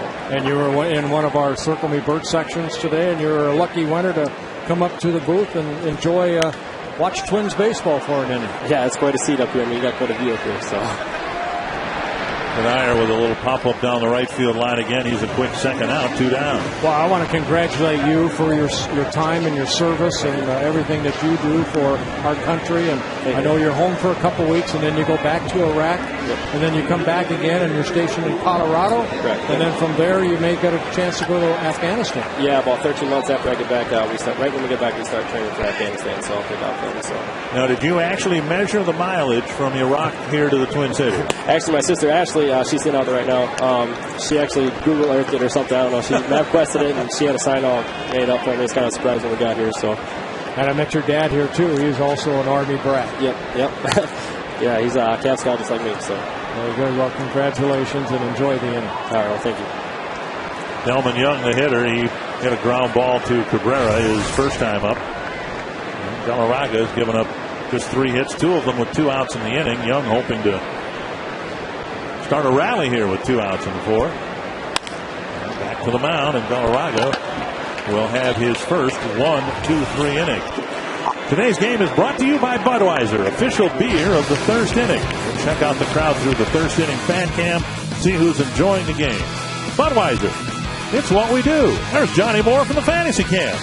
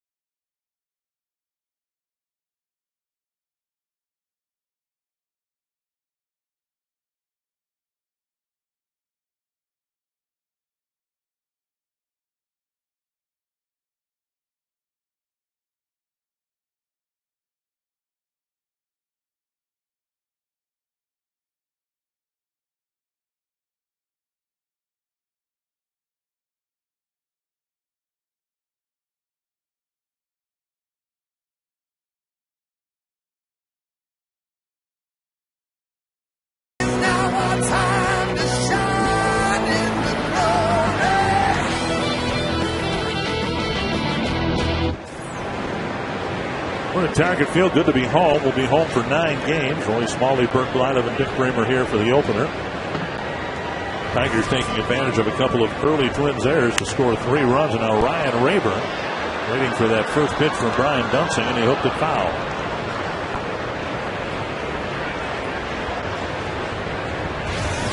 Rayburn, Cabrera, and Peralta here in the Detroit fifth.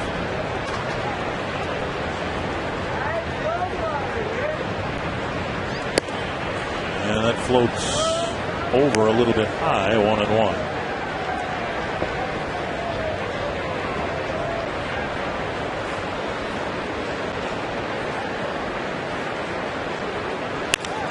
Left, and Repko comes in to make the catch. Nice play by Repko, one away. AT&T trivia. Hey, we're on what, 8 times here during this homestand? We got to go 8 for 8. Let's hope so. All right, we're going to play trivia 8 questions at a time instead of playing them 1 game at a time. Who was the last Detroit player to lead the American League in runs batted in? And Cabrera leading right now with 107 RBIs on the year. Inside, ball 1. Could it be Fielder when he knocked in all those runs with the home runs? runs? Certainly. Yeah. Maybe a runs batted in as well. Nice foul. Well, he's put together a great year, and that's Miguel Cabrera, second in the American League behind Hamilton in hitting.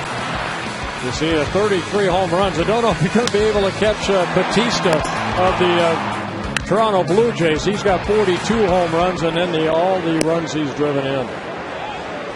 And he and Batista are very good friends. And Batista is pretty much, he hasn't wrapped it up, but he's not slowing down either. He continues to hit home runs. Another line shot right in the same section. He just hit one.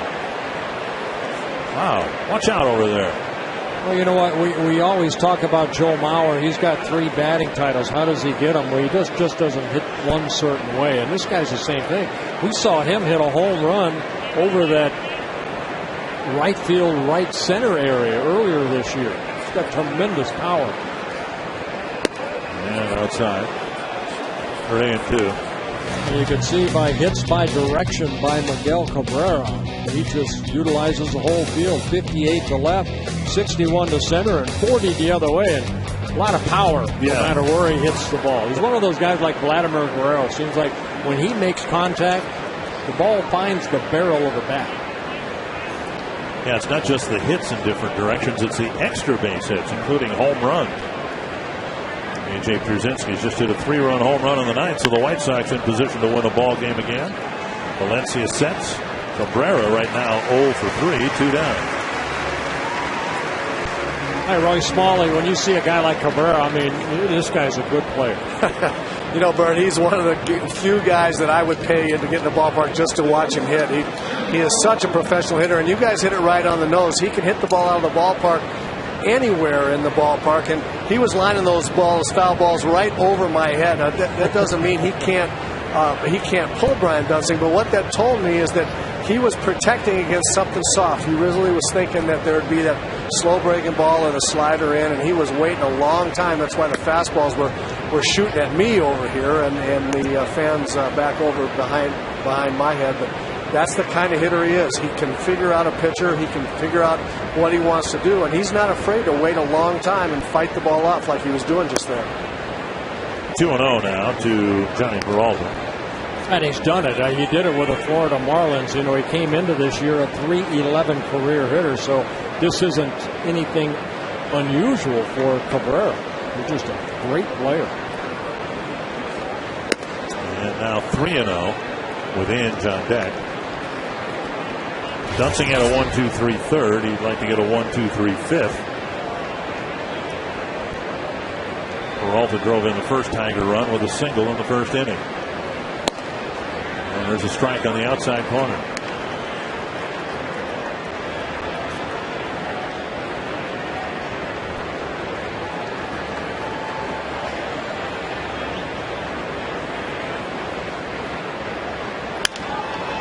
Left center field, Span charging, and he plays it on a hop, backing it up is Repko, and Peralta's aboard with a 2-out single. Yeah, Peralta getting his second hit of the ball game.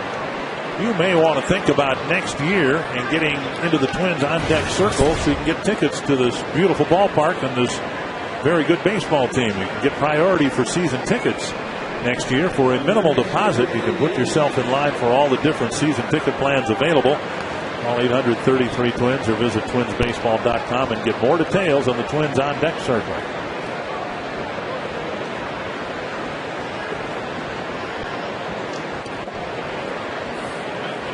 Here's Inge. The drive to center. Span retreating on this ball. And makes the catch. 4 men back. None score. We go to the bottom of the 5th with the Tigers up 3-0.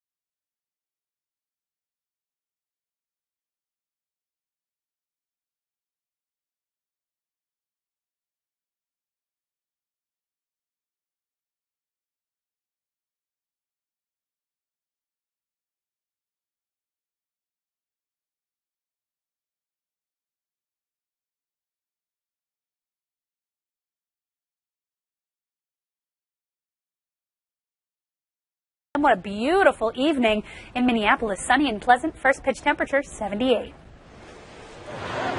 Muggy and warm tonight yet, but we've avoided rain. Twins find themselves behind 3-0. Danny Valencia will lead off the 5th for the Twins. Valencia now to short center. Jackson's got a long run, and he's not going to get there.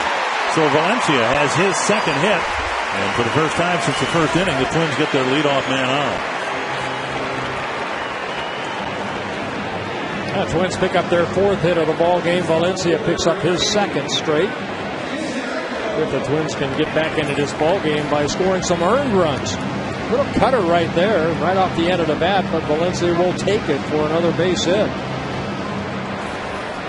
You know what? If we did a spread chart of Valencia's hits, we might see a similar spread to what we just showed you for Cabrera, because Valencia is using the whole field too. He doesn't obviously have the power of Cabrera. Here's Repko asking for time at home plate.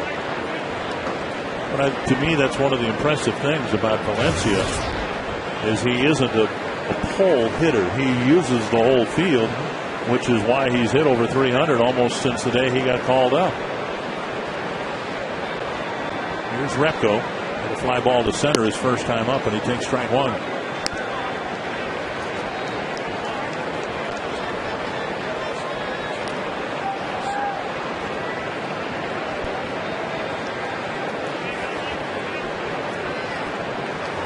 Galarraga, of course, looking for that ground ball, and that's what's been working for him. Some ground ball outs. Slider is his strikeout pitch. There's a slider right there. Galarraga fires to second. And Repko with his speed beats the relay. And Valencia forced at second. You can submit a question online at carsoup.com/baseball. Bob Wolf from Mandan, North Dakota. Where do the Twins rank as a team in extra base hits? Only the Boston Red Sox have more doubles than the Minnesota Twins. And they lead the American League in triples. 6th on the list. 6th, yep. Here is J.J. Hardy. Like to get an extra base hit here and get Repko in from first base. Strike 1. Twins have hit one more home run than they have given up. 117 to 116. They've out-doubled their opponents by 19. They've out-tripled them by 4 coming into play today. Hardy takes a ball. 1-1. Well, here we have another set of winners celebrating their 62nd wedding anniversary. Gaylord and Irene Tapp from Brownsdale, Minnesota. And congratulations to you two lovebirds. Welcome to the booth. We're in the winning section here tonight. A pop-up right field. And Wells makes the catch. Hardy retired, back to Span at the top of the order. Galarraga's done a nice job. How he's done it, I don't know, but he hasn't allowed the Twins to mount anything. He's given up 1 base runner in 4 of the innings and a 1-2-3-4. Well, like Roy was talking about earlier, you know, he's a guy that's not going to blow you away. He's not going to throw the ball by. He's got to work the corners. He's got to change speeds. Done a pretty good job of getting strike 1. Working ahead in the count. 66 pitches, 45 for strikes. Down and away, ball 1 to Span.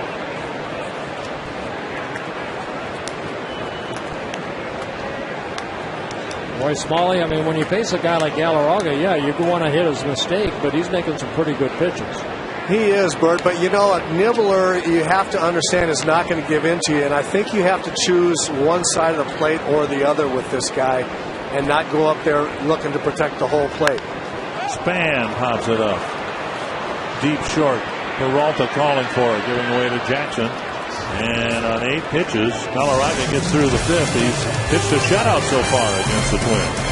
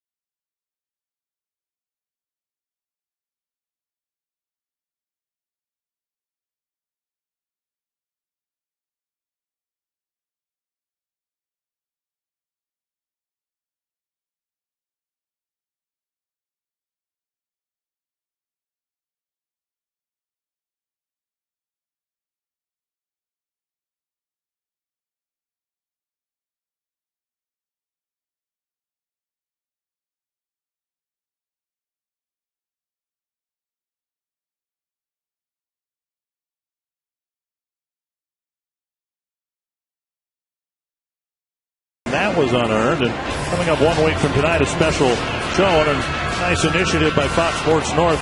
A high school coverage or a high school show, Fox Sports Prep Zone. A half-hour weekly show Tuesday nights at 6 o'clock.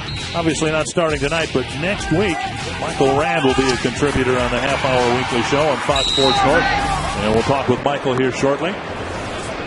Ryan Dunsing delivering the first pitch of the 6th inning. Johnny Damon, Casper Wells, and Alex Avila will hit. Bottom third of the lineup for Brian Dunsing. And now ball 2. Damon is 0 for 2, a fly ball to center. And Damon struck out leading off the 4th inning.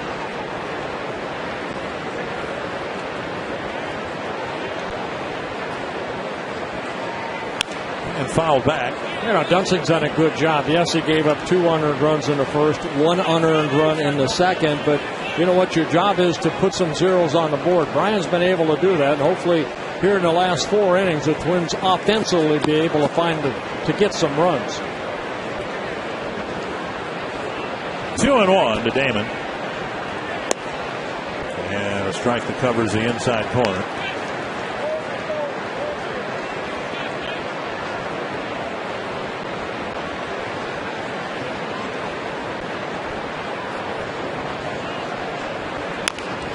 Number back to Dunsing. He waits for the second hop, throws Damon out, one away. We're happy to have Michael Rand with us, who's going to be working with the prep zone coverage, and 4 games that are going to be streaming. But the show itself is going to be kind of a preview, I guess, of the upcoming games that are going to be featured. Yeah, absolutely. I mean, I think we'll talk every week about the games that just happened. We'll advance the games coming up. I think people are really excited about it. Absolutely. What a great idea, though, Mike. I mean, having the opportunity to, again, watch yourself maybe after the game, too. I mean, these kids get a chance to watch the game, too. Yeah, absolutely. I think all parties are excited. I know the Fox guys are really excited about the live streaming, in particular on FoxSportsNorth.com. We're excited at the start to be a part of the partnership. Working with guys like Anthony LaPanta, Tom Linneman, guys that I know personally and professionally that do really good work on the prep side of things. Well, not too many people say they'd like to enjoy working with Anthony LaPanta, and you might be the first. But it's first for everything, right? The lineup of games on Thursday: Anoka versus Blaine, Totino Grace against Minnetonka, Lakeville North against Eastview, and Irondale against Spring Lake Park. And I know a lot of thought, Michael, goes into the selection of these games to try to feature the best teams and the best matchups. Absolutely, and I think Totino Grace and Minnetonka right off the bat is probably going to be the cream of the crop. Those are all four of them really good games, but you're talking about two of probably the preeminent programs in the metro area, and two really fantastic teams battling non-conference right off the bat. So I'm excited about that one in particular. Well, I mentioned before, I mean, a lot of these kids may have grandparents in Florida or wherever. I mean, WWW is worldwide, so you get an opportunity to play in front of maybe grandparents, family, and friends, anywhere. I think that'll be the greatest asset of people who can't be here to watch, at the games themselves. Absolutely, you get people from all over the country, or you get the person who just can't make it out to the game that night for whatever reason, or wants to hop around and watch 4 different games. So the start to June is really excited about the partnership with Fox Sports. Now the first 4 games start Thursday. Correct. Okay, and then after that it'll be every Friday. I believe it'll primarily be Fridays, right? I mean, every once in a while during the season they have a different night. I think there's a Wednesday thrown in there every now and then just because that's how the schedule breaks down. But by and large, yes. Flying to deep left, Repko going back, leaps and makes a great catch against the wall. Jason Repko tracking it, and he timed his leap perfectly. Well, Jason Repko, we have seen him play all 3 outfield positions. Tonight, he's just taking the place of Delman Young, giving Delman a night off, and watch him leap right there. Great catch. Gives up his body right here. He knows he's near the wall, jumps up, makes a fantastic catch, and then all in one motion, realizing this is the second out right here, and he gets that ball back in quickly. 2 down, and here's Austin Jackson with the Speedy Wells at first. And Jackson takes one low for ball 1. Indians trying to come back against the White Sox. Couple of runs in the bottom of the 9th. It's 4-3. Bobby Jenks has come in now. Edwin Jackson tried for the complete game. Jackson lifts it foul over the Twins dugout. Again, the matchup on Thursday night: Anoka against Blaine, Totino Grace against Minnetonka, Lakeville North against Eastview, Irondale against Spring Lake Park.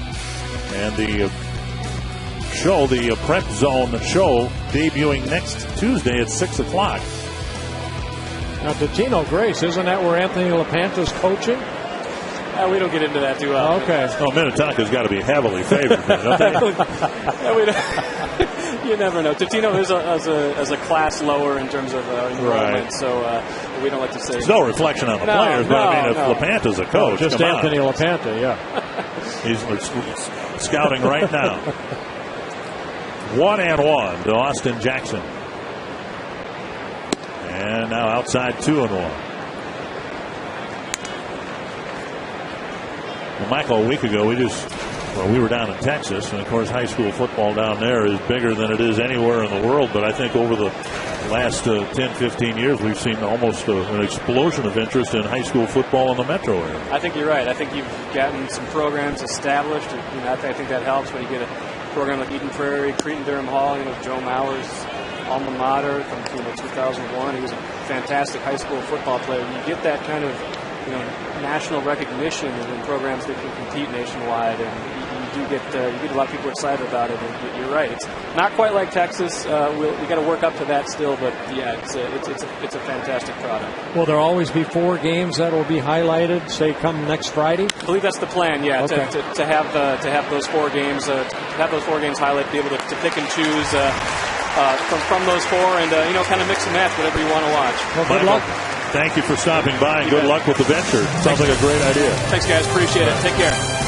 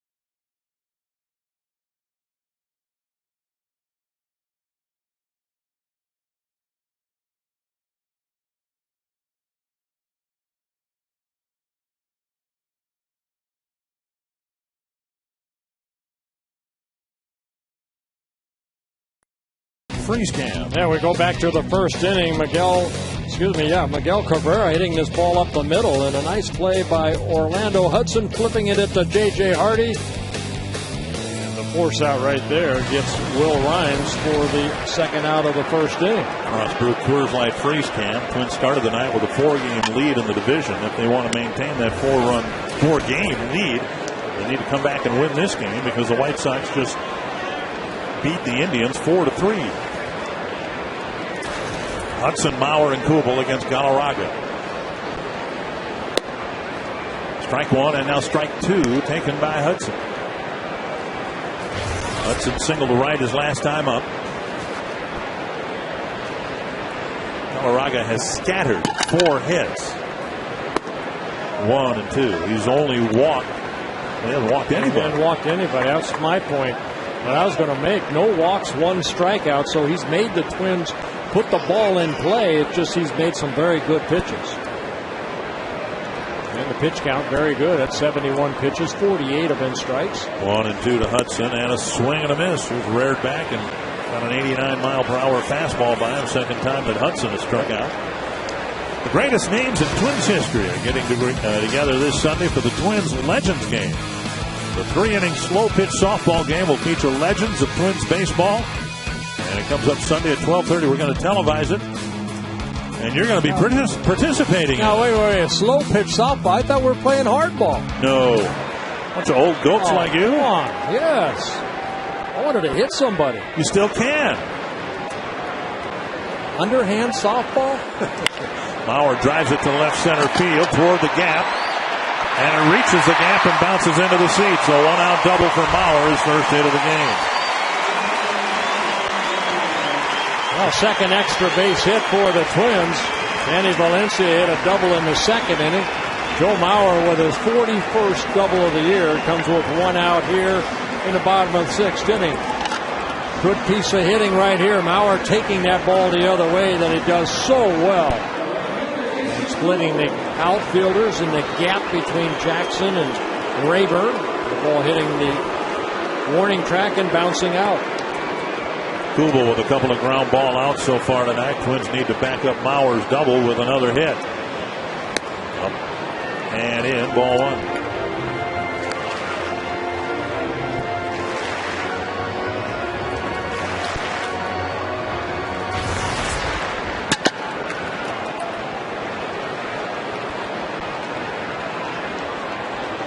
Kubel tied with Justin Morneau for the team lead in home runs with 18.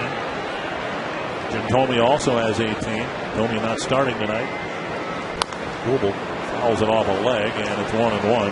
Morneau did not come to the ballpark today. In fact, the Twins don't expect him to show up here until Friday, getting a few days off. Doctor's orders. You see the 75 pitches by Galarraga.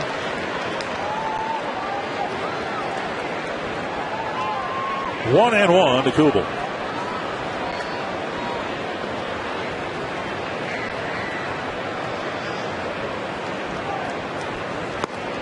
That floats outside, 2-1. Yeah, I looked at the lifetime record of Galarraga. He came into the game again 1-6, a 6.14 ERA against the Twins. He had worked 48 1/3 innings in those 8 starts, 10 appearances, 31 walks. In 48 1/3 innings, and here tonight, no walk. So, you know, that might be the difference right there between a good Galarraga against the Twins or one that the Twins have been able to hit pretty sharply. But now Kubel's taken 4 pitches here. Actually, he fouled the one off his foot, so he's got a 3-1 count with Cuddyer on deck. Well, he has that 3-run lead right here. You don't want to walk anybody. Look for the sinker down and away. Avila, I'm sure, will be sitting a little bit off the plate on the outer half. Kubel lifts it foul, 3-2. Yeah, as a pitcher in this part of the ballgame, 6th inning, you know, you haven't walked anybody. Hey, challenge them right here. You don't want to start walking guys. And again, Galarraga has not walked anybody. He has a couple strikeouts, both those being Orlando Hudson. Fact of the matter is, there have only been 4 players to hit opposite field home runs in this ballpark. You keep the ball away from a hitter, it's going to be very tough to give up a damaging hit. Fouled back. Kubel got one up and tried to jump all over it. Michael Cuddyer and Miguel Cabrera are the only right-handed batters to hit opposite field home runs. And Jim Thome and now Joe Mauer are the only ones who've hit one the opposite way from the left side of the plate. Yeah, Alex Avila, the catcher for the Tigers, going out to talk to Galarraga. Yeah, it's been a pitcher's ballpark so far. Yeah, that's good. Roy Smalley, you know, could you have hit one out of here? If I'd have been standing on second, maybe I'd have been trying to dead pull it. But you know, watching Galarraga, I started to say last inning when he was pitching, you really have to pick one side or the other against this guy. And we'll watch Kubes, not with 2 strikes, you got to protect. But that's the way you got to hit the ball. Hit a long way. Jackson going back, and he hauls it in on the warning track. Mauer will advance to third. Kubel gave it a ride 400 feet, but to the deepest part of the park. Well, Roy, that's why you pitch away in this ballpark right there. You don't want to make a mistake in that Kubel can pull and hit it, you know, over the right field wall. Pitch him away, and that's exactly what he tried to do right there. Outer half of the plate. Hey, Kubel hit it a long way, but look at that 4-11 right behind Jackson. Yeah, but you know what, Bert? You're absolutely right. But you know what? That's the way that I think the Twins hitters have to approach this guy. He is not going to give in and throw the ball to you inside. If he throws it inside, he's just showing it to you so he can come back and sink it away or slider away, you know, to a right-hand hitter. And that's his bread and butter. You mentioned it earlier, throw that slider. We've seen a lot of Twins hitters hit over the top of the ball and with little ground balls because they're trying to pull it, and I don't think he's going to give in and give you something to pull. Joe Mauer did it right by hitting it the other way. See that swing right there? That's his bread and butter. He wants you to try to pull the ball so he can get you pulling off a slider. And to left-handers, you want to see right there. Now that's a fellow right there that wants to pull a fastball, and that slider you get out in front of. And I think you've got to give him the inside part of the plate and hit the ball the other way. Cuddyer takes low, 2-1. Yeah, it's one of those situations. If you're going to come in on Cuddyer right here, you better miss inside. You want him if he's going to beat you the other way. And that's what Roy's talking about right there. I like watching catchers move. So watch Aviles right here. They go through the signs. Now he's going inside. You better get that ball in there. Kadire drives it up the middle, and the Twins are on the board. So they came inside, and sounded like Kadire hit it off the trademark, but he got enough on it to get it into center field. Yeah, the Twins are on the board, and now it's a 3-1 ball game. Kadire picking up an RBI single, his 67th RBI of the year, and going inside, but it's just up. I think they wanted that ball down. Again, a sinker ball pitcher, you leave that ball about belt high, it doesn't have that sink. And Kadire took advantage of it. Good, quick bat right there by Kadire, driving in the run. Delman Young with just 2 hits in 21 at-bats against Armando Galarraga. And he's not hit the ball squarely tonight. 2 hopper to first and a little comebacker to the mound.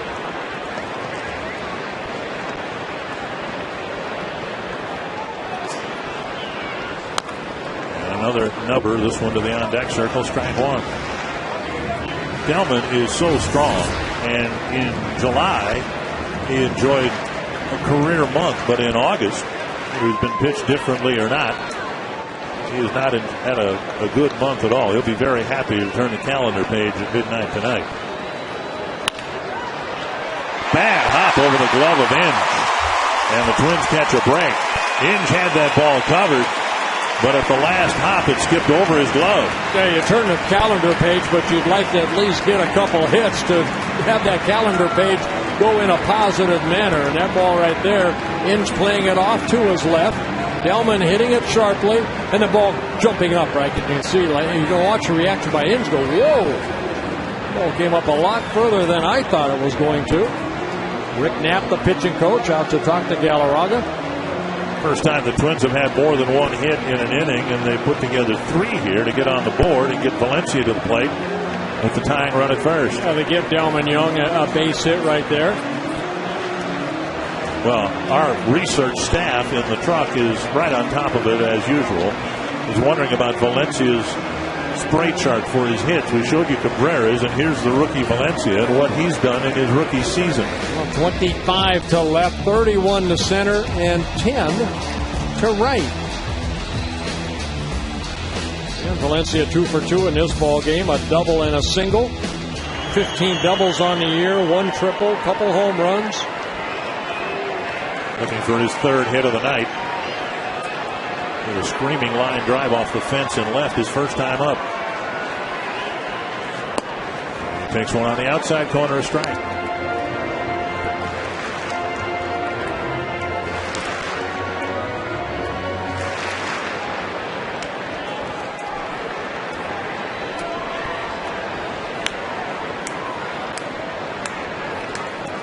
And Valencia gets time.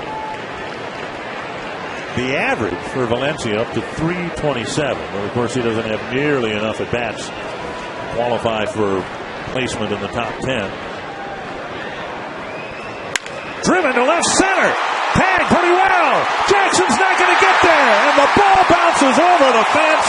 A ground rule double. It'll score 1. But Valencia creamed one to the gap in left center field for his 3rd hit. Well, we talked about Danny Valencia before, his presence at the plate. He looks so comfortable and lets his hands do the work. And that's a break right there for the Tigers because Valencia gave this ball a ride. If this stays in the ballpark, with 2 outs, scores, yep. And that ball hitting the warning track and bouncing into the bullpen area. So Danny Valencia, his 2nd double, picking up an RBI, his 23rd on his 3rd hit of the ball game. And if that ball had landed on the grass instead of the hard warning track, it would have stayed in the ballpark. As it is now, the tying run 90 feet away. Repko at the plate, the go-ahead run at 2nd.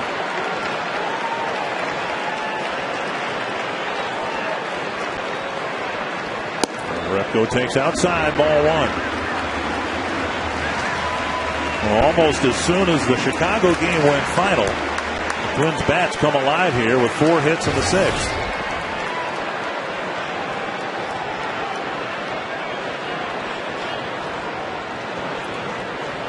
Down and away, 2-0. Twins needing 1 more hit to get over the top here.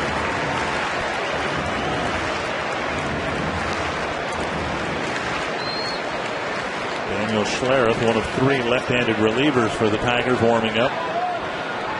Repko a righty, obviously. Hardy a righty, and then the Twins have the left-handers in the top of the order tonight.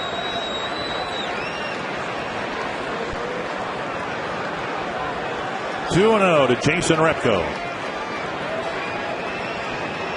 Swing and a miss. Got a 2-0 slider.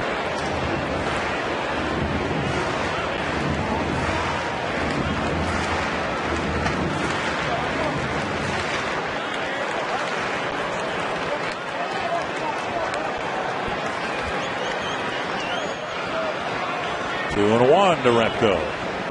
Driven to left, playable for Jackson. And the Twins get 4 hits and a couple of runs in the 6th. It's a 1-run ball game. 3-2 Detroit.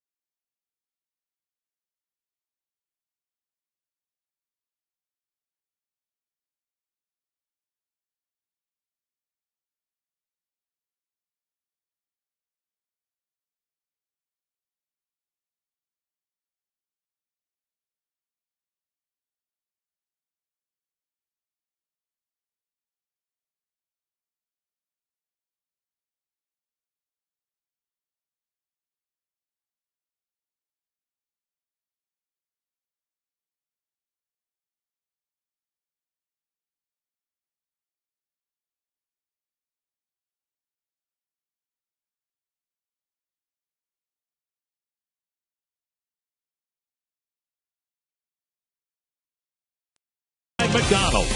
Start your day off right with a sausage McMuffin with egg extra value meal. Featuring golden hash browns and premium roast coffee. Buy Toyota. There are many reasons to buy a Toyota, and now's the perfect time to get yours during Toyota's national clearance event.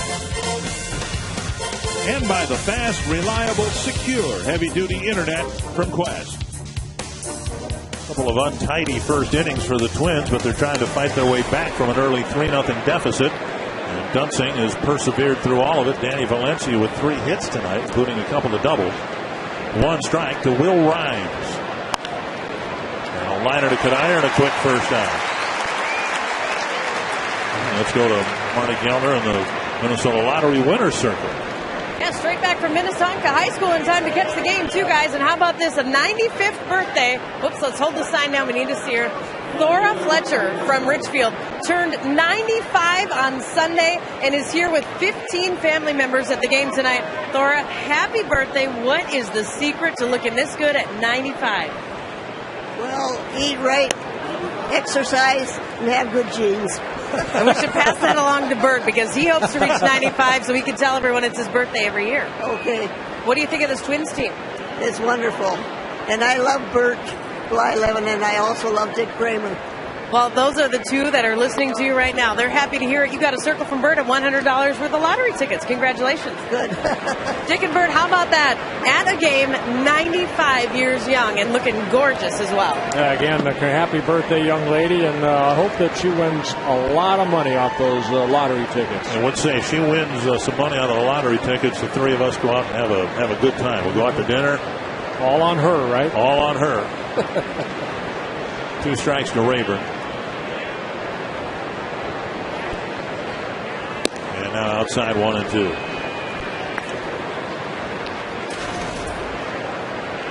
Rayburn 0 for 3. Cabrera 0 for 3. A couple of Twins errors allowing the Tigers to get 3 unearned runs early in the ballgame. towering fly to center. Span ranges back, still on the grass. Out number 2. Well, this is probably Dunsing's last inning. He's at 98 pitches right now, and he's done a great job. You know what? You can't do anything about the unearned runs. All you can do, again, is put some zeros on the board. And he's 1 out away from pitching 7 very good innings. First high-speed pitch. Galarraga clocked as high as 93, and Dunsing at 93. High-speed pitch brought to you by Quest High-Speed Internet. See, in Seattle, I thought the readings were off. And they shouldn't have been off because we were right next to Quest Field. I mean, the Quest High-Speed Internet in Seattle, if it's accurate anywhere, it ought to be right next to Quest Field. I think they had Baker at 96. Yeah. Baker, I think, in my opinion, he did 93, 94. I don't know about 96. Sharp line drive to right. Cabrera gets a 2-out single to the opposite field. Cabrera gets his first hit of the ball game. Yes, Harry Heilman. I'm going to go back a long, long time. I'll go with Cecil Fielder. K-line, maybe. It is Cecil Fielder. Very nice. 124 runs driven in 1992. What do you have, 52 home runs that year, I believe? I remember it was a big deal when he hit 50. He was the first guy since George Foster, 20 years earlier, who got to the 50 mark, and then you blinked and somehow guys were able to hit over 70. Boy, he was strong. I tell you what, Cecil Fielder was strong. He hit the so hardest. His son, no, right. Prince. Cecil Fielder hit the hardest ball I've ever seen hit against Rick Aguilera in the 9th inning at Tiger Stadium. He hit one out to center field. It was 440 feet to center field. Right. I don't think he got more than 20 feet in the air. See, that's why, you know what, you give up home runs. Here, you're talking about it, how many years later? 20, whatever. You remember that. You were doing all that years ago as a public service, weren't you, giving up home runs? A lot of fans. Yes. 430 of them I gave. Knocked out a few teeth, maybe, but... well, those were the hitters. 1-1 to Peralta. A little flare to right center field. That's down for a hit. Cabrera will round second and dig for third. So now the Tigers, who got their 3 runs with 2-out hitting, get a couple of 2-out hits here in the 7th. Yeah, Johnny Peralta picking up his 3rd hit of the ball game. Ron Gardenhire, the manager, coming out. 103 pitches for Dunsing. Matt Guerrero is getting loose in the Twins bullpen. Looks like he'll be coming in. Ends with an RBI single in the 1st. He lined out to Span in the 5th, and Matt Guerrero will come in to relieve Dunsing, who did a really nice job tonight. Yes, he did.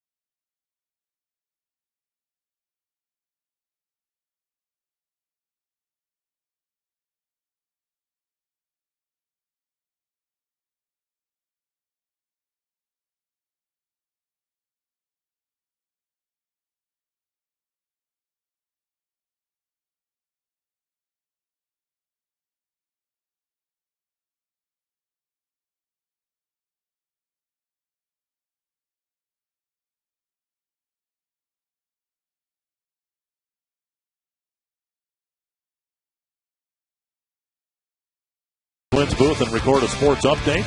You can log on to foxsportsnorth.com and click on the State Fair tab for more details. So relieved that they have be a sports anchor booth instead of be a play-by-play guy booth, because Sooner or later, they're going to find somebody who's going to walk in, do an audition. See you later, Dick. I'll be watching Twins television instead of doing it. Dunsing out of the game. He had to fight through some difficulty not of his own making and took the game into the 7th inning. Yeah, Matt Guerrero coming in, making his 61st relief appearance, 59 innings pitched, only 47 hits allowed, 18 walks, 1 intentional with 32 strikeouts. Here's Inge, first and third, 2 away. Twins just got to within 1. They don't want to give anything back to the Tigers. First pitch, just off the outside corner, 0-1. Where was it? A little slider right here. Outside, that's where it was.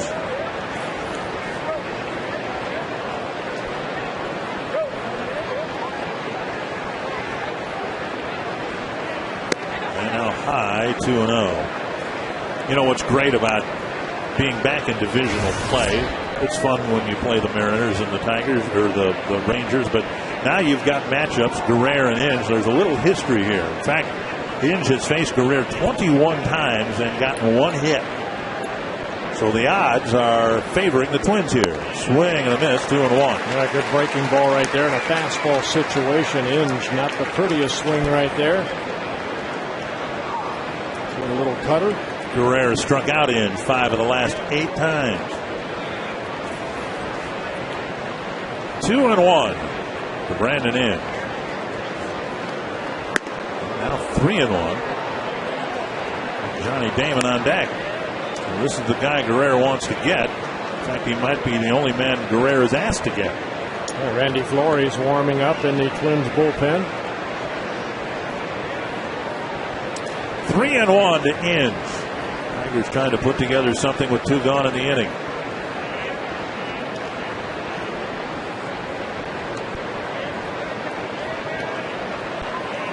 White Sox beat the Indians 4-3. Chance for the White Sox to move to 3 games back in the American League Central. 3-1 to Inge. 3-2. Yeah, pulled the string right there. Just threw something off speed. Inge way out front. And pitch he threw him on 2-0, wasn't it? Inge way out in front. Runner at first will take off early. Peralta. Kadire playing behind you. Full count to the Tiger third baseman. Popped up, foul, and out of play.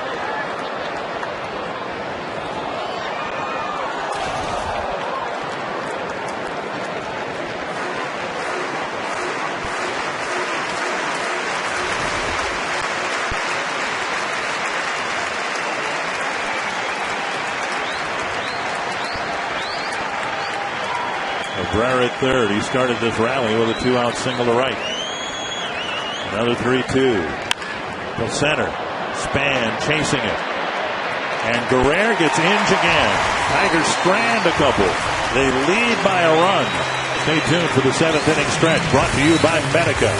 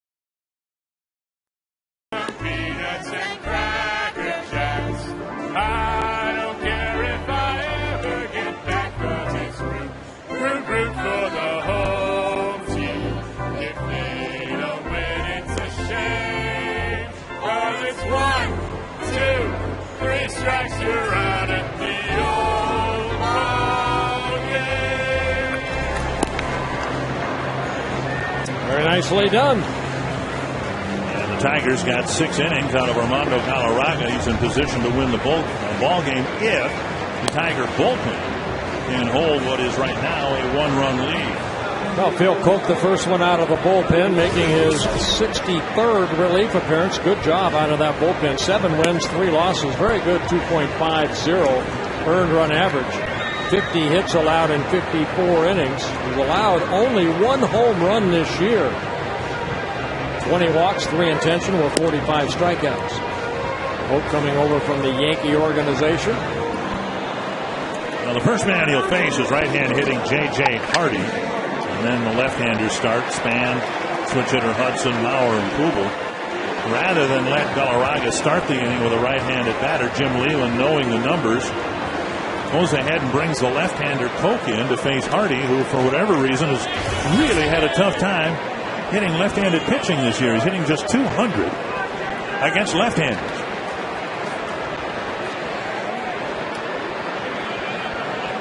Oh for 2 tonight.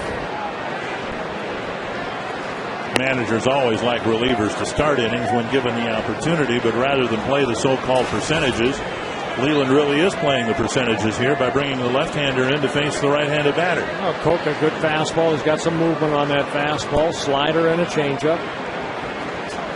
And Hardy takes low, 1-1. Twins got 2 against Galarraga in the 6th. Now trying to get the tying run here in the 7th against the Tiger bullpen.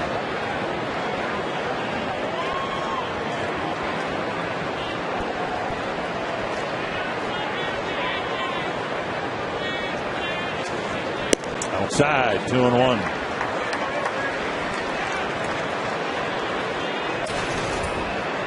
Hardy's only drawn 19 walks on the season. One of the reasons Koch's been good, he's been fairly stingy with the walks. He misses here. He has walked 20 in the 54 innings, and the last thing he wants to do is put Hardy on here to start the 7th. Put him on. At least he'll know where he's at.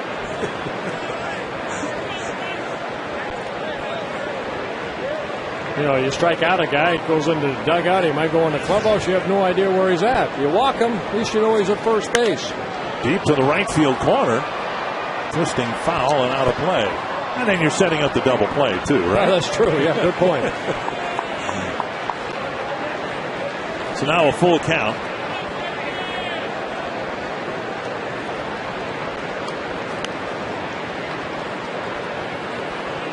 Span on deck.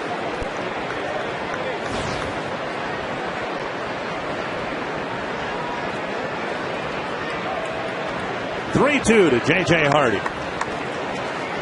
And he missed low, and Hardy is aboard. All right, he's right at first. Phil Koch knows exactly where he's at. So Hardy's aboard, and Span will wait for Casilla to come in as the pinch runner. Well, in the first inning, a couple unearned runs. Johnny Peralta with an RBI single, and then Brandon Inge, the next hitter, a ball up the middle. That's scored for 2 unearned runs in the first, and the Twins down 3-0. Michael Kadire driving in a run in the bottom of the 6th inning, and then Danny Valencia, a ground rule double that made Delman Young, who was at first, stay at third, and then Galarraga able to get that fly ball out off the bat of Jason Repko. It's a 3-2 game. To see it first, Span might be asked about. He's 0 for 3 against Koch.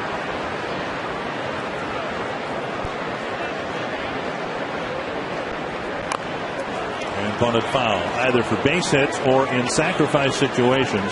Span has not had a good year bunting. He's dropped down 7 sacrifice bunts, and that's what he'll be asked to do here. Well, Brendan Inge at third, he's playing in on the grass, so what Span would probably like to do with Koch being a left-handed pitcher, do exactly what Rhines did in the first inning. Kind of take that ball with him. Cabrera, right-handed throwing first baseman, so it's going to be hard for him to field a bunt and then throw to second base. Outside, 1-1. You see after that right there, that breaking ball, Avila does a good job of catching him, but Inge was probably 40 feet from home plate. Span asked for time, didn't get it. And you don't ask Joe West for time. think you said that in Seattle over the weekend. You're right. He wants to keep the game moving along. The other one doesn't want to stop it. Nope. 1-1 to Span. Key spot for the Twins as they try to execute here in the 7th to get the game tied.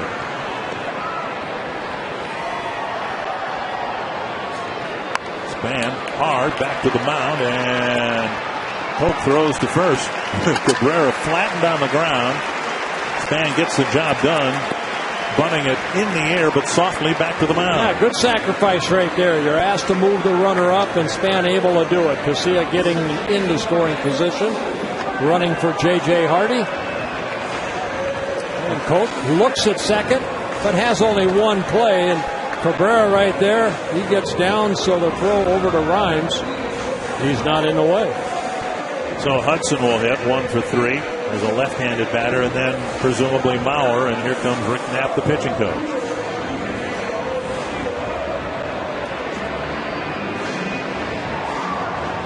Unlike Guerrero, of course, Koch, new to the American League Central, is just a handful of at-bats in history against these Twins hitters.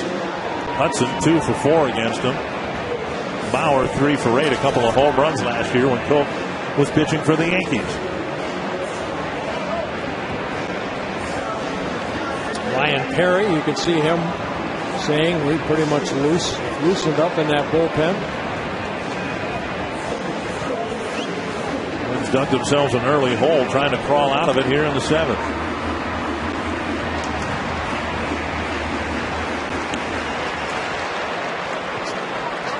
Laura is warming up, and Damon scheduled to lead off the 8th for Detroit.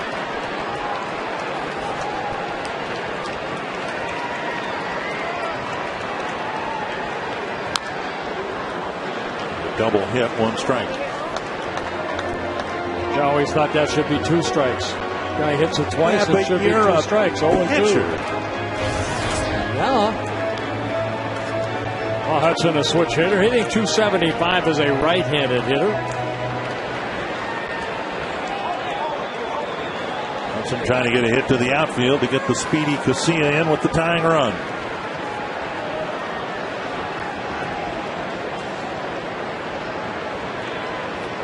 Casilla staggers as he gets back to the second base bag.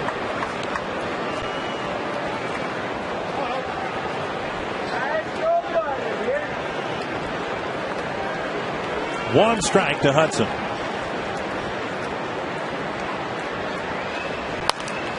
Lifted foul into the seats, 2 strikes.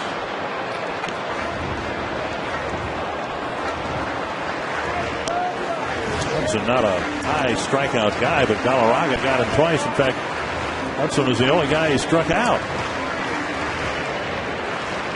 He's up there with 2 strikes against Phil Koch.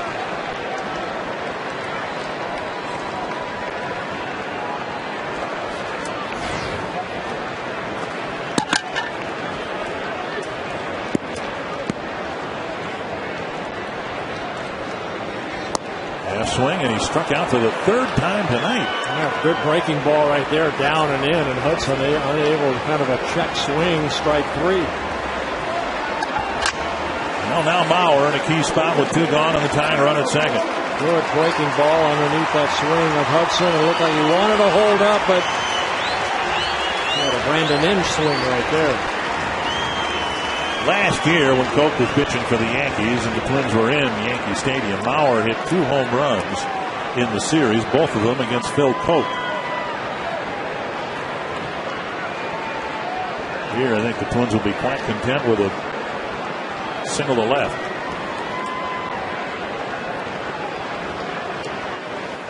Inside, ball 1. Yeah, again, I think in this situation, if you're Koch, if you're going to pitch him in, you better go way in. Again, so much room out in left center, that area. Again, why make a mistake in on Joe that he can drive it over the right field fence? And Mauer handles pitches away so well.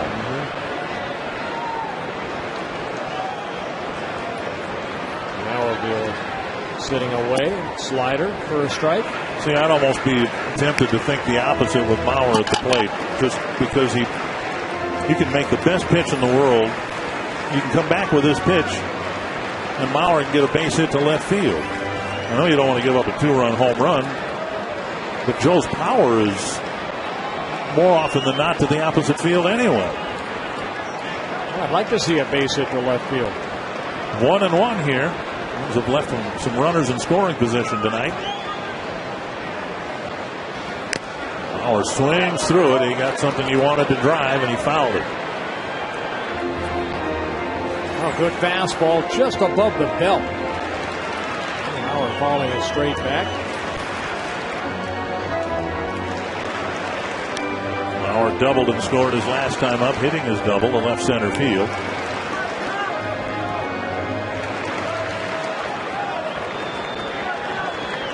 He's trying to get Casilla in from second.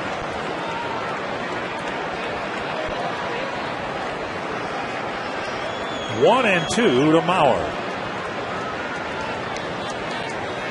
Inside with a fastball, 2-2. Just trying to set up that slider away.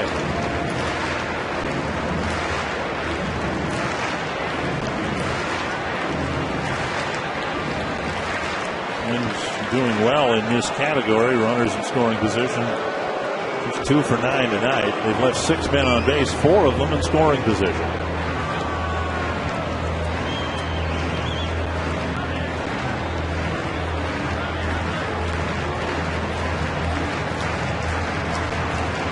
And if Mauer should extend the inning, Kubel would have a chance. He's trying to take advantage of the leadoff walk to Hardy. 2-2 to Mauer. And that hit him on the right wrist. And Kubel will have his chance here with runners at first and second. First things first, Mauer appears to be okay. All right, kept working Joe Mauer inside. I thought he was setting him up for the slider, but then again, he goes back inside and getting Joe on that right elbow. The place that it got a Vilas where he got hit in the 4th inning off of Brian Dunson. Well, here's Kubel looking for his first hit. Hit one 400 feet his last time up with the center field. It was caught by Jackson.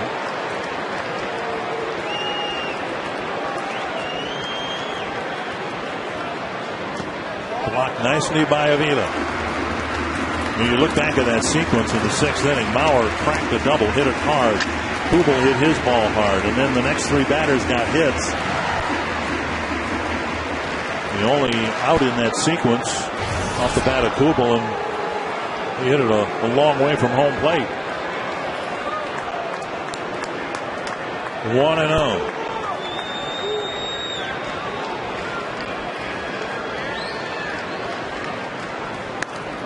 And Kubel's hit by a pitch. And he got hit right in the back of the hand. And they're loaded up.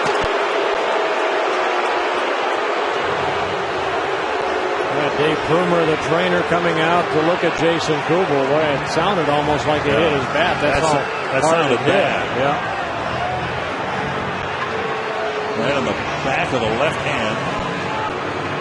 And you're right. At first I thought it just on the sound that it hit the bat. See Kubel right there. On the wrist.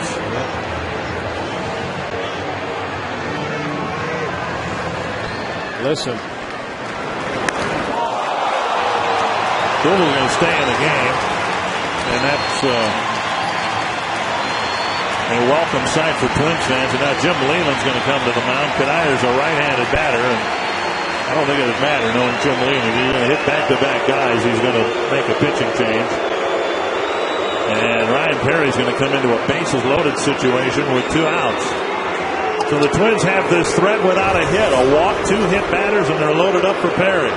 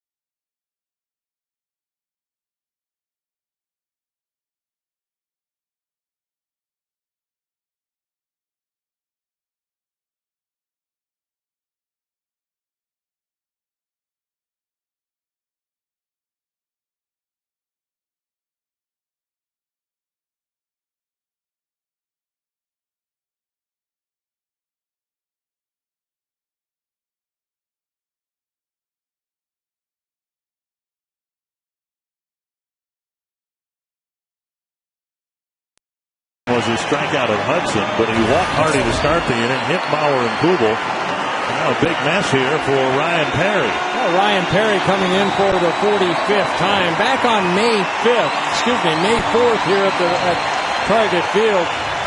In the bottom of the ninth inning, J.J. Hardy with one out hit the triple. Remember where he ended up hurting his wrist? And then later the next at-bat, with Wilson Ramos up, Perry threw a wild pitch, and Hardy scored the winning run. Twins won 4-3. This is loaded 2 away and ball 1. Perry, a hard-throwing right-hander. He can get that baby up, that fastball up in the upper 90s. Hard slider and a changeup in his second season with the Tigers. Missing away on pitch 1. Here's the 1-0 to Kadire. Blocked nicely again by Avila. And you have seen here tonight why the Tigers are so high on Alex Avila. He hasn't hit much this year, but he does a great job doing this. Well, again, as a catcher, you know a slider's coming. You hope that it hits your glove, but you also have to be prepared to block it, and he did a good job of that. 2-0 to Kadire with the tying run, 90 feet away. 3-0. 20 walks on the year. And Perry has no place to put Kadire.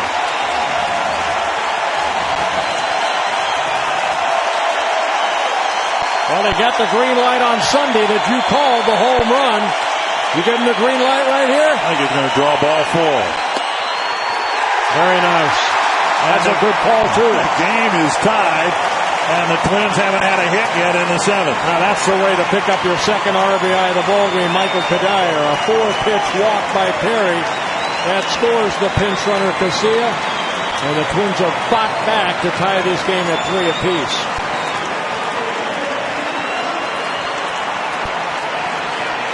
Here's Delman Young with the bases loaded and 2 outs. Young got a bad hop single to left when the Twins scored a pair in the 6th.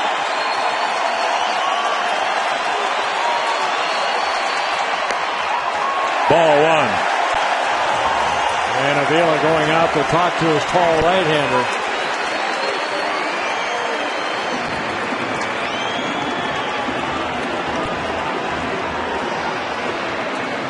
Jim Leyland has seen the Twins come back here in the 7th inning after leaving guys on base and getting 4 hits in the 6th. They tied it up without the benefit of a hit. Well, the Tigers have really struggled on the road, just 22-41. There's a strike on the outside corner to even the count. Young probably up there taking a strike. Delman not a patient hitter by any means, but in this situation, you got to make sure he throws one over. Make him throw a strike. Now he's done that. And the bat really getting started. 1-1. Squirted to right and through. Mauer's going to score. And Kubel is tagged out easily with Wells coming up with a throw. Delman Young with an RBI single, the only hit of the inning, but the Twins get a couple and lead it for the first time tonight.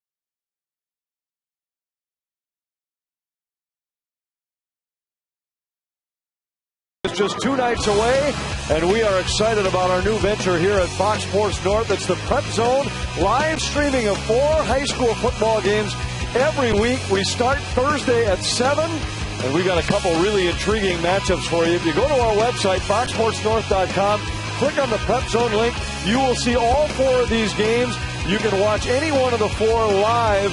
Click on that game. You'll hear the audio, see the video. Anoka Blaine, arch rivals in the Northwest Suburban, Irondale Spring Lake Park in a North Suburban matchup.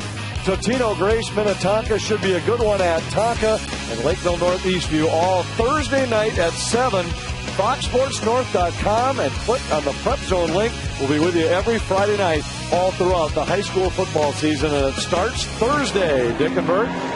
Yeah, Anthony, thank you very much. And the thing that's nice, I know Fox Sports North is going to do a package of hockey games similarly this winter, so a great initiative by Fox Sports North.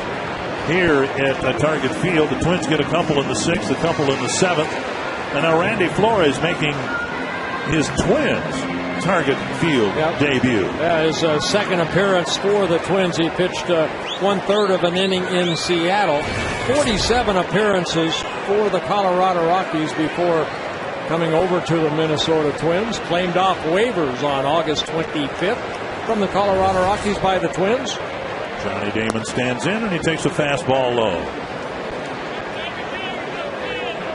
Casilla in the game at short. He pinch ran for J.J. Hardy. The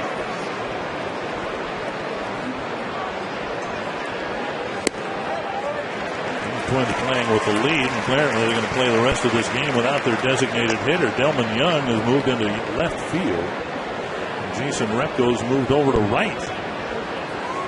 Vancouver getting hit by that pitch, probably getting some ice on it. Damon, did he jab at it? No. And it's 2-1. Damon 0 for 3 will be followed by Wells and then Alex Avila.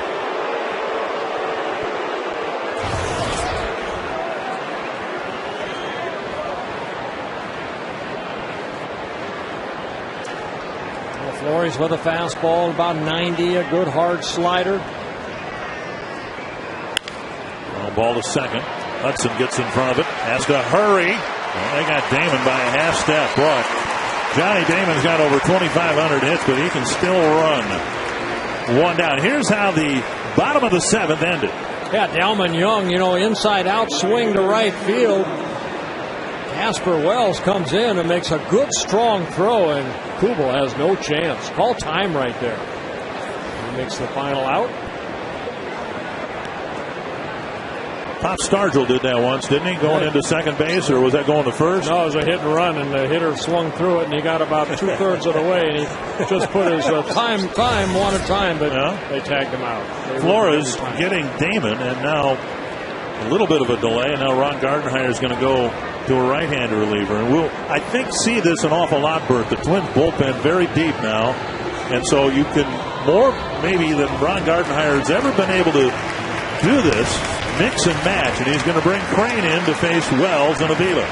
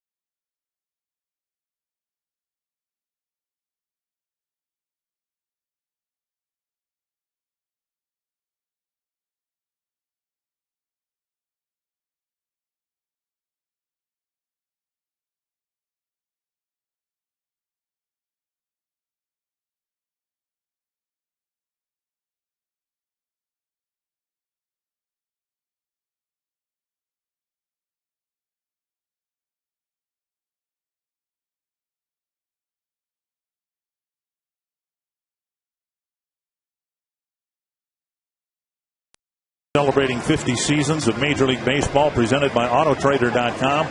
On Saturday, September 4th, shortstop Greg Gagne will head into the Twins Hall of Fame. The first 5,000 fans will get a commemorative Hall of Fame pin presented by the Twins Hall of Fame sponsor, Fisher Nuts. If you have tickets, get to the park early for the 3:10 start. And to check on ticket availability, please call 800-33-TWINS.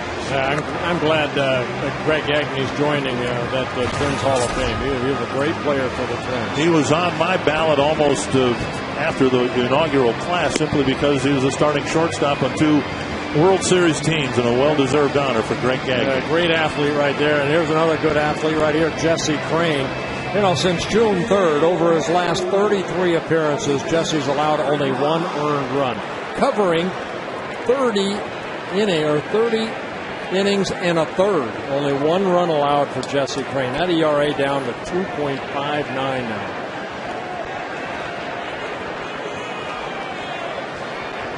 Here's Casper Wells. He's already 3 for 3 in the ballgame. Brennan Bosch is off the bench to hit for Wells. Good. Get Wells out of there. He's 3 for 3, a couple doubles, and an infield base hit. Bosch had a great first half, and he has cooled off considerably in the second half. Well, again, very good numbers for his rookie season, leading all rookies in with 14 home runs and the RBIs. Chopped. And Crane, there's that great athleticism you were talking about. He's a pitcher. Come on. Couldn't run it all the way there, though. He decided to flip it to Kadire, 2 down. Well, he wanted to give Kadire an assist, or the put out right there. He just wanted an assist. So Bosch retired, and Avila will hit.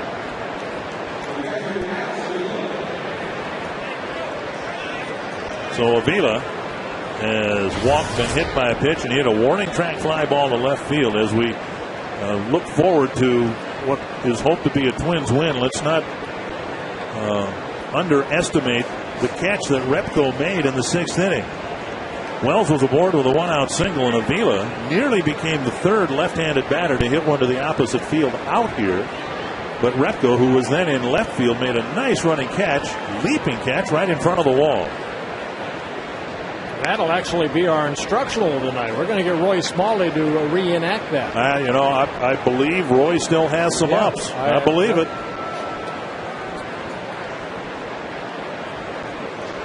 1-0 to Avila.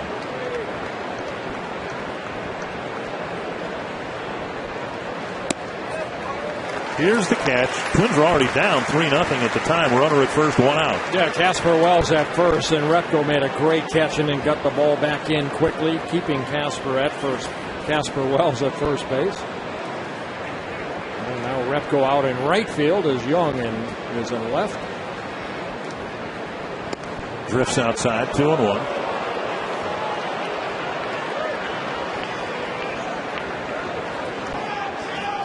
Avila, as we saw, a little bit of pop in his bat, and all the things we said about the Tiger pitchers trying to keep the ball away from a dangerous hitter to keep him from hitting it to the pull field apply here. 2-1.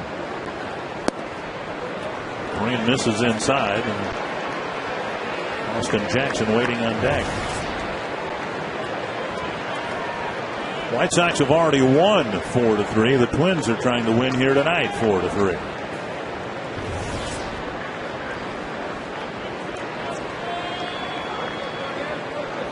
Yeah, Avila with 5 home runs, 3 of them coming against the Twins, and right there, missing with a breaking ball, Jesse Crane ends up walking Avila. A little cutter. It's called ball 4. Here's Jackson, 0 for 4. He reached on a hearty throwing error to start the ball game, and the Twins, by the time the Twins got on track in the 3rd inning, they were already down 3-0 because of 3 unearned runs.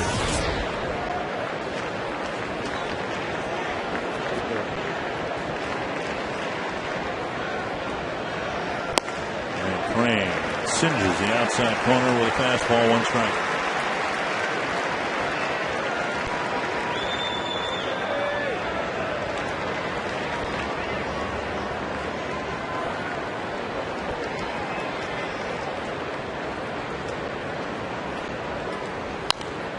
2 strikes. Guerrero got the last out of the 7th. Flores got the first out of the 8th, and now Crane trying to get the last 2 in the 8th.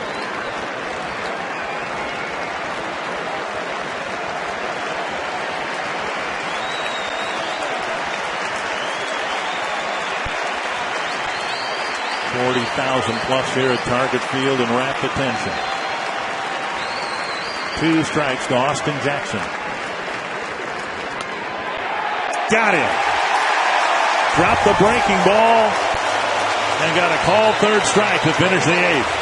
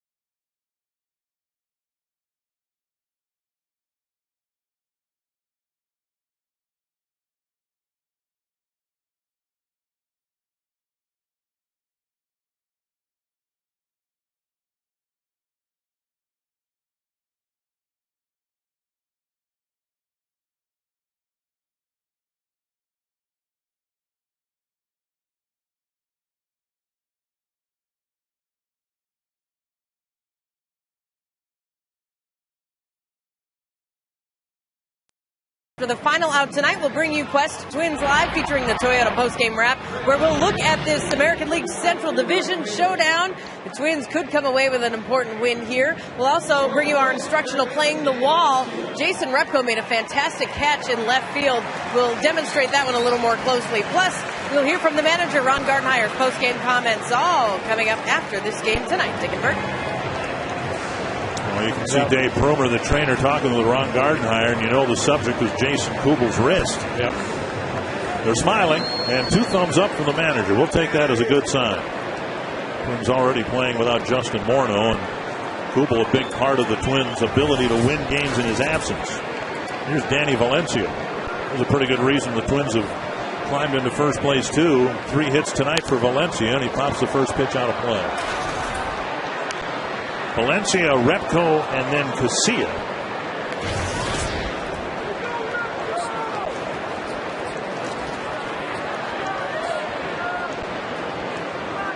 Valencia with a couple of ringing doubles and a single. The average up to .330. Chopper to short. Peralta fires to Cabrera, 1-away. Time for the Coors Light cold hard blast. Well, they're coming in the 6th inning with a couple runners at first and second. Danny Valencia got a pitch from Armando Galarraga. This is the first one. This is the first double right here. There's the one that I was talking about. The first to double in the second, and then the RBI double in the 6th. That made it a 3-2 ball game. You could see the reaction by Kadire. We've seen other replays with the Twins dugout reacting because it was a ground rule double and only 1 run scored. Here's Repko. Started the game in left, now is the right fielder, and he takes ball 1. If you're wondering, the pitcher's spot is not due up till Kubel's spot. 6 more spots in the batting order.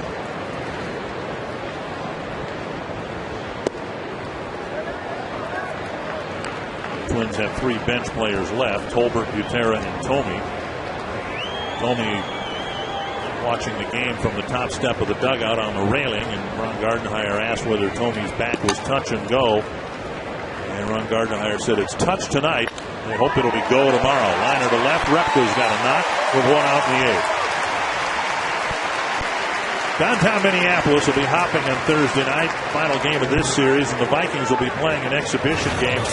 With that in mind, if you're looking for assistance or ideas on how to handle the increased traffic and demand for parking, visit twinsbaseball.com. Click on Target Field and then on Traffic Advisory. And there you'll find lots of good suggestions to help you plan your route this Thursday. It's all at twinsbaseball.com. Might be a good day to take the light rail system. Here's Casilla, entered the game as a pinch runner after Hardy walked in the 7th. Anyway, by the sound of things, Jim told me he'll be ready to resume his spot in the batting order tomorrow. And perhaps with Jason Kubel nursing a sore wrist, the timing of it all couldn't be better. The pitch out. Ball 1. We've seen Repko with great leg speed, and the Tigers, aware of that, thought he might have taken off on the first pitch. That'll be Francisco Liriano tomorrow night against Max Scherzer. Scherzer's been pitching very well as of late. And then here on Thursday, it'll be Scott Baker against Justin Verlander. 1-0 to Casilla. And a strike in the outside corner.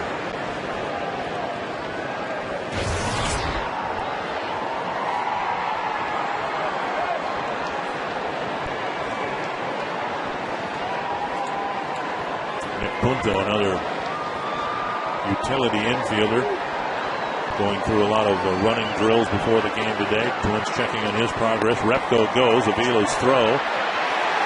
Got him. Boy. Oh, Repko can't believe it right there. It looked like he got his foot in the bag.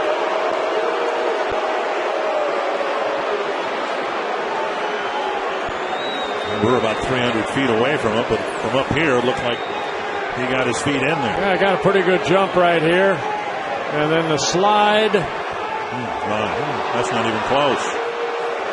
Let's give us a good angle right here. Well, it was close, but he was safe. 2 down, and here's Casilla.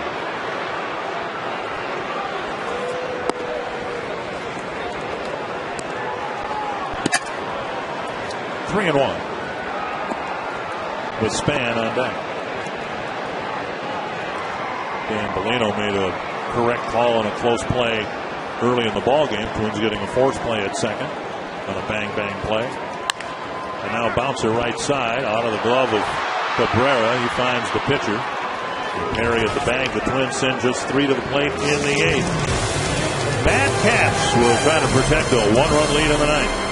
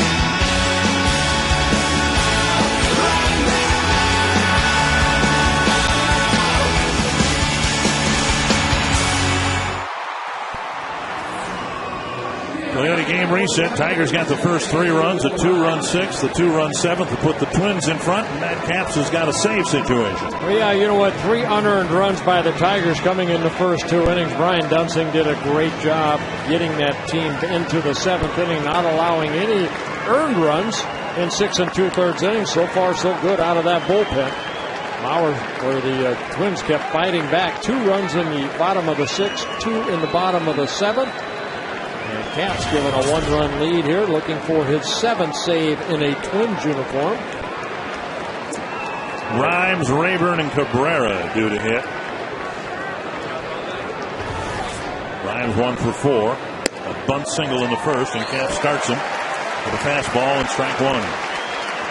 Capps, of course, coming over from the Washington Nationals on July 29th. He had 26 saves for the Nationals.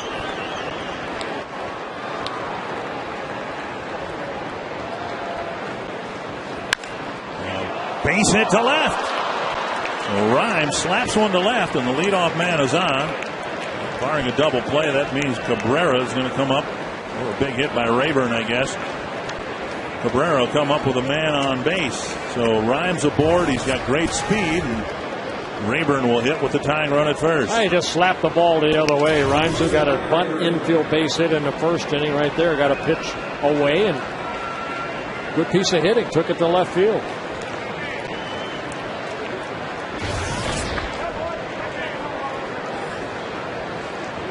Rayburn 0 for 4 so far. 3 flies to the outfield. 1 hit pretty well, and a pop up to short. Actually fielded in the short outfield grass. Valencia in on the grass at third. Rayburn pulls the trigger and fouls the fastball back. He's coming to the Twins. Capps has given up a hit an inning, which was his history in the National League.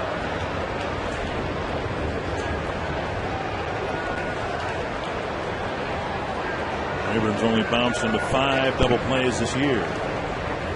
Twins would love Cabrera to come to the plate with the bases empty and the 1-run lead. 1 strike.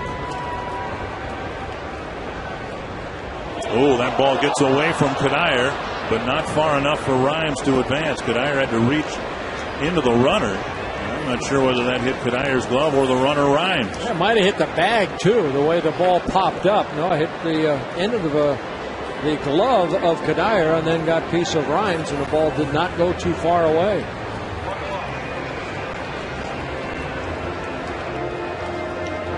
Capps with a good fastball, very good control, very good slider. Also mix in a changeup. Occasional curveball. As you said earlier, Rayburn's been one of the best hitters the White Sox or the Tigers have had since the All-Star break. John Rouse warming up. That's why he's hitting third in front of Cabrera. Yeah, again, came into this ballgame career-high 10-game hitting streak.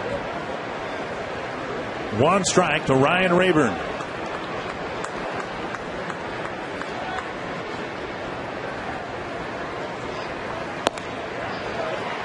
One and 1. Fastball down and away. Tigers have right-handed hitters Rayburn, Cabrera, Peralta, and Inge lined up in the middle of their lineup. Capps will be asked to pitch through this 9th inning after the leadoff single. Big swing and a foul, 1 and 2. A good slider right there, right off the end of the bat of Rayburn. You see, first half struggled a little bit. Second half, he's really picked it up.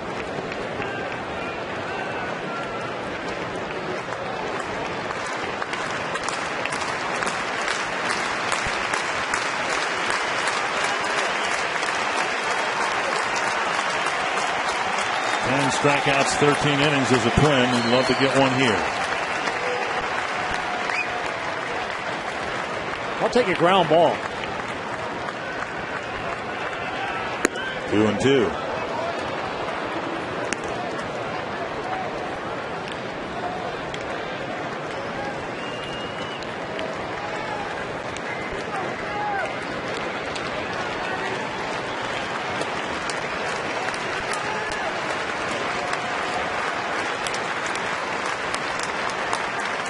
2-2 to Rayburn.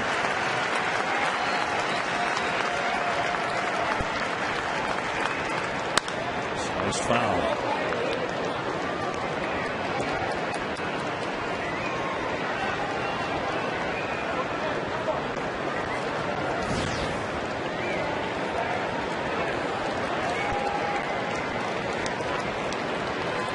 Cap's able to get the save. It would be his 100th Major League save.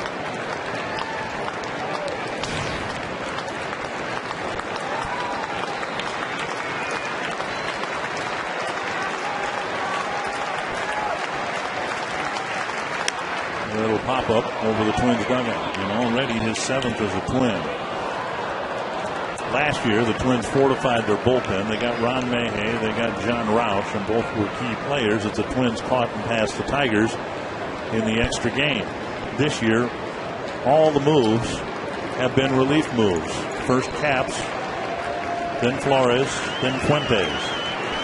I tell you what, again, you have to tip your hat to Billy Smith. He's making this club better and better. 2-2 to Rayburn. Billy Smith, the general manager of the Twins. There's a ground ball. Get one. They got one. Hudson quickly to first, and Kadire digs it out nicely. Rayburn reaches on a fielder's choice. So the ball just not hit hard enough to maybe turn a double play. It allows Rayburn to get down that line. And you're right, a nice play by Kadire, opening up that glove, making sure the ball doesn't get away from him again like it did in the second inning. Hudson's throw again down in front of Kadire, and he's able to pick that one. Well, here is Cabrera. The numbers overall, very, very good. The numbers late in games, even better. He has been, in addition to being a great hitter, a great clutch hitter for Detroit. Rayburn at first with one away. So many of his big hits have come late in ball games, in close games. And Capps comes right after him with a 93-mile-per-hour Challenge fastball. him with a fastball right there. And Cabrera, the only Detroit hitter who has any history at all with Capps because of their time together in the National League. Faced him 4 times, doubled once.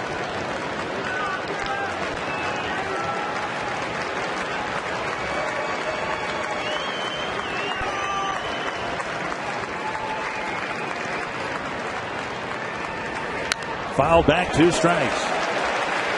He's going right after him again. Another 94-mile-an-hour fastball from Matt Capps.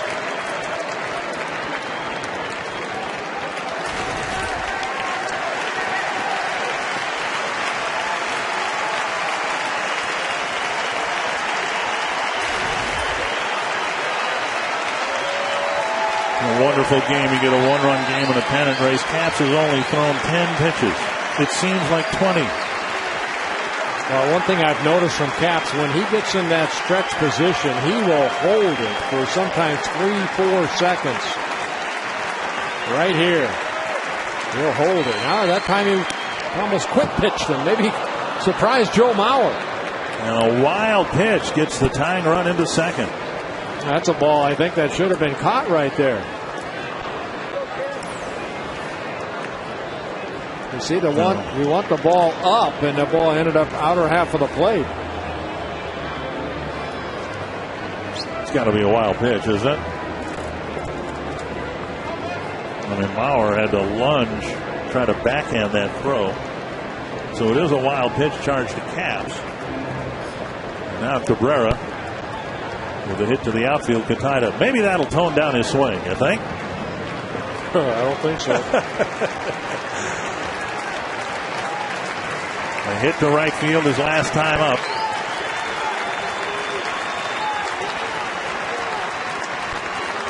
One and 2. And a high fastball. That's where they wanted it the last time, and it's 2 and 2. 4 fastballs. Capps coming right at Cabrera here in the 9th inning. Well, games like this will make you even grayer. See Ron Gardner pacing.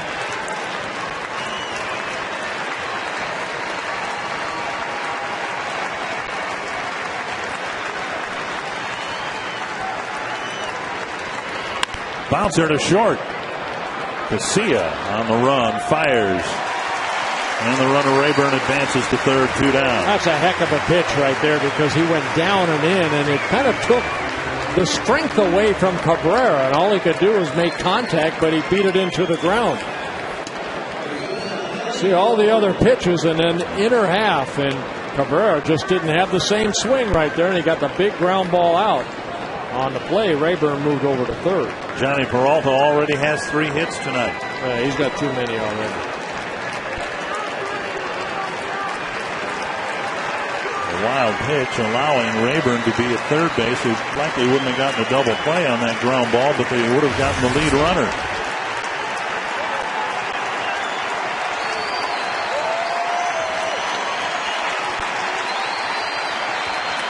Peralta takes a fastball in the outside corner.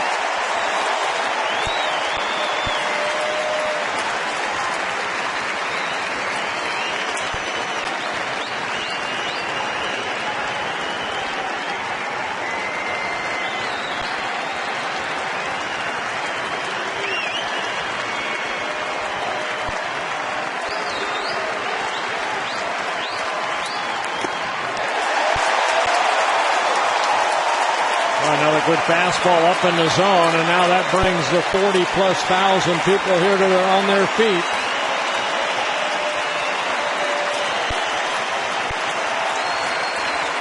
Chicago already won. Twins want to maintain their lead over the White Sox with a victory here tonight. 2 strikes to Johnny Peralta.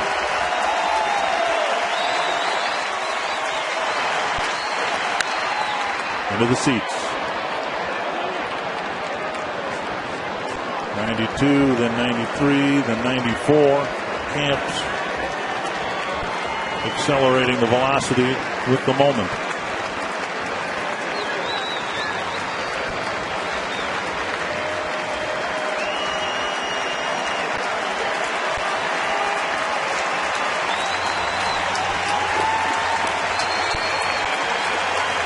Pitches, they might have all been fastballs. Look at that one slider to Rayburn. 2 strikes to Peralta.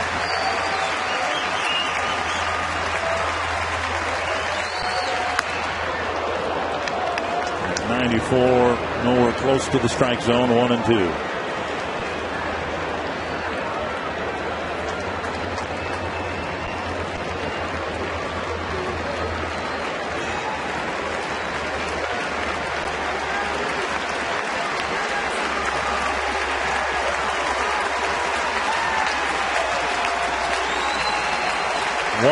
To Peralta. Got him! And with 30 games left, your Minnesota Twins still have a 4-game lead in the American League Central. And Matt Capps gets the save. His 100th Major League save, his 7th as a Minnesota Twin. Twins took the lead in the 7th. Couple of runs. The only hit of the inning are Jimmy John's delivery of the game from Delman Young. Delman taking that ball the other way, picking up the game-winning RBI. And a good comeback by the Twins. White Sox on the road for a week and a half, Anthony, while the Twins are at home for a week and a half. And the Twins with a win, the same score as the White Sox game in Cleveland earlier this evening. And that means the margin is the same, 4 games, as Minnesota wins for the 12th time in their last 14 at Target Field. Ahead on Quest Twins Live, we'll hit the field for our instructional and show you how you play the warning track on the wall and left. Break down the Central Division Showdown, give you an update on Jason Kubel and hear from Guardian. Quest Twins Live.